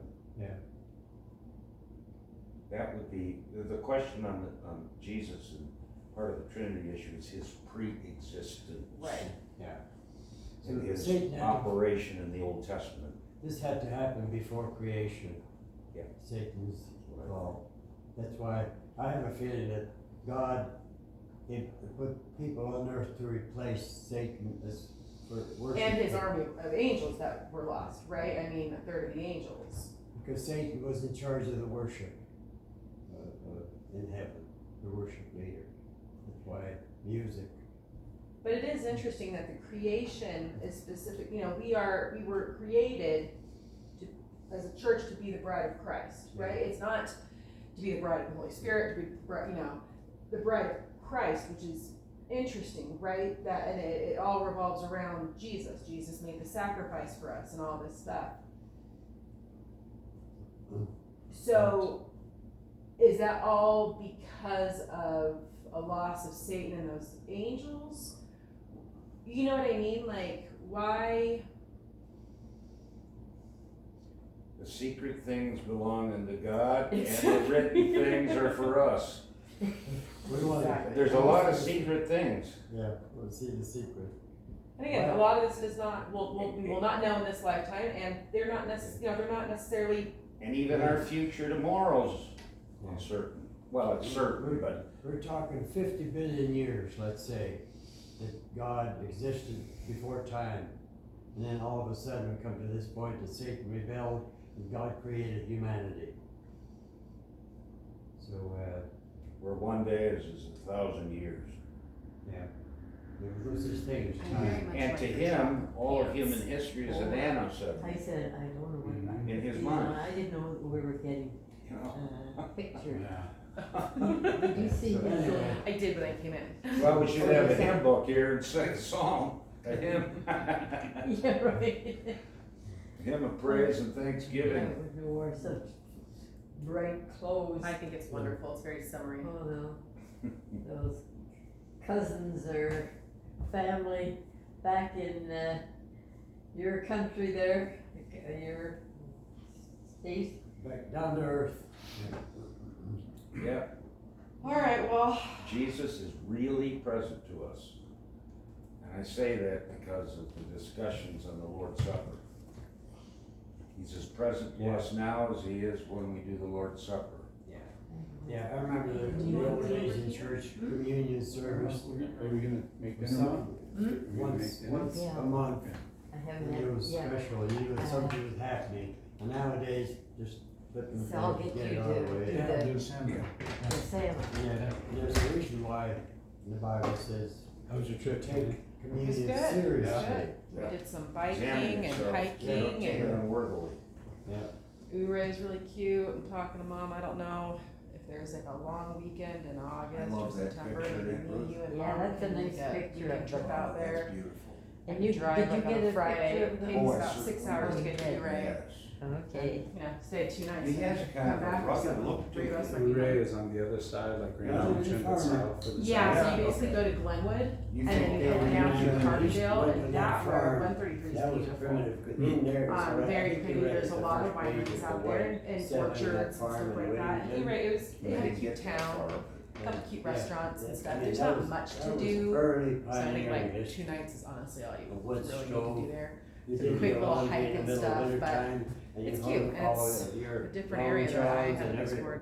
until- everybody's underwear and Hmm. a clothes Nice. line outside and they What froze. do you got going in and the you- next couple you of weeks, piled or them up weekends, on or a- your? I am, and piled and brought super them in open and now. put them all over the house to I'm dry trying to out. have a barbecue in the next There's no couple such of thing weeks. as I washing got dryers.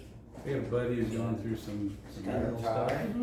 and his wife High has been in button the house for suit. a while, so Yeah. he's coming out here and he's She's gonna, got some kind of for a dress and month, 6 blouse months, I don't on. even know, so it's like, he comes out on the Yeah. 12th Her or hair's done upwards Good of the thing, and And it. and you had an outhouse. I don't know what to expect. And Yeah. He's when checking below me zero in outside, you all had the to time, go hanging potty. out with him. It's Yeah. like, that's And, stuff I gotta do, I can't be at your side all the time, so.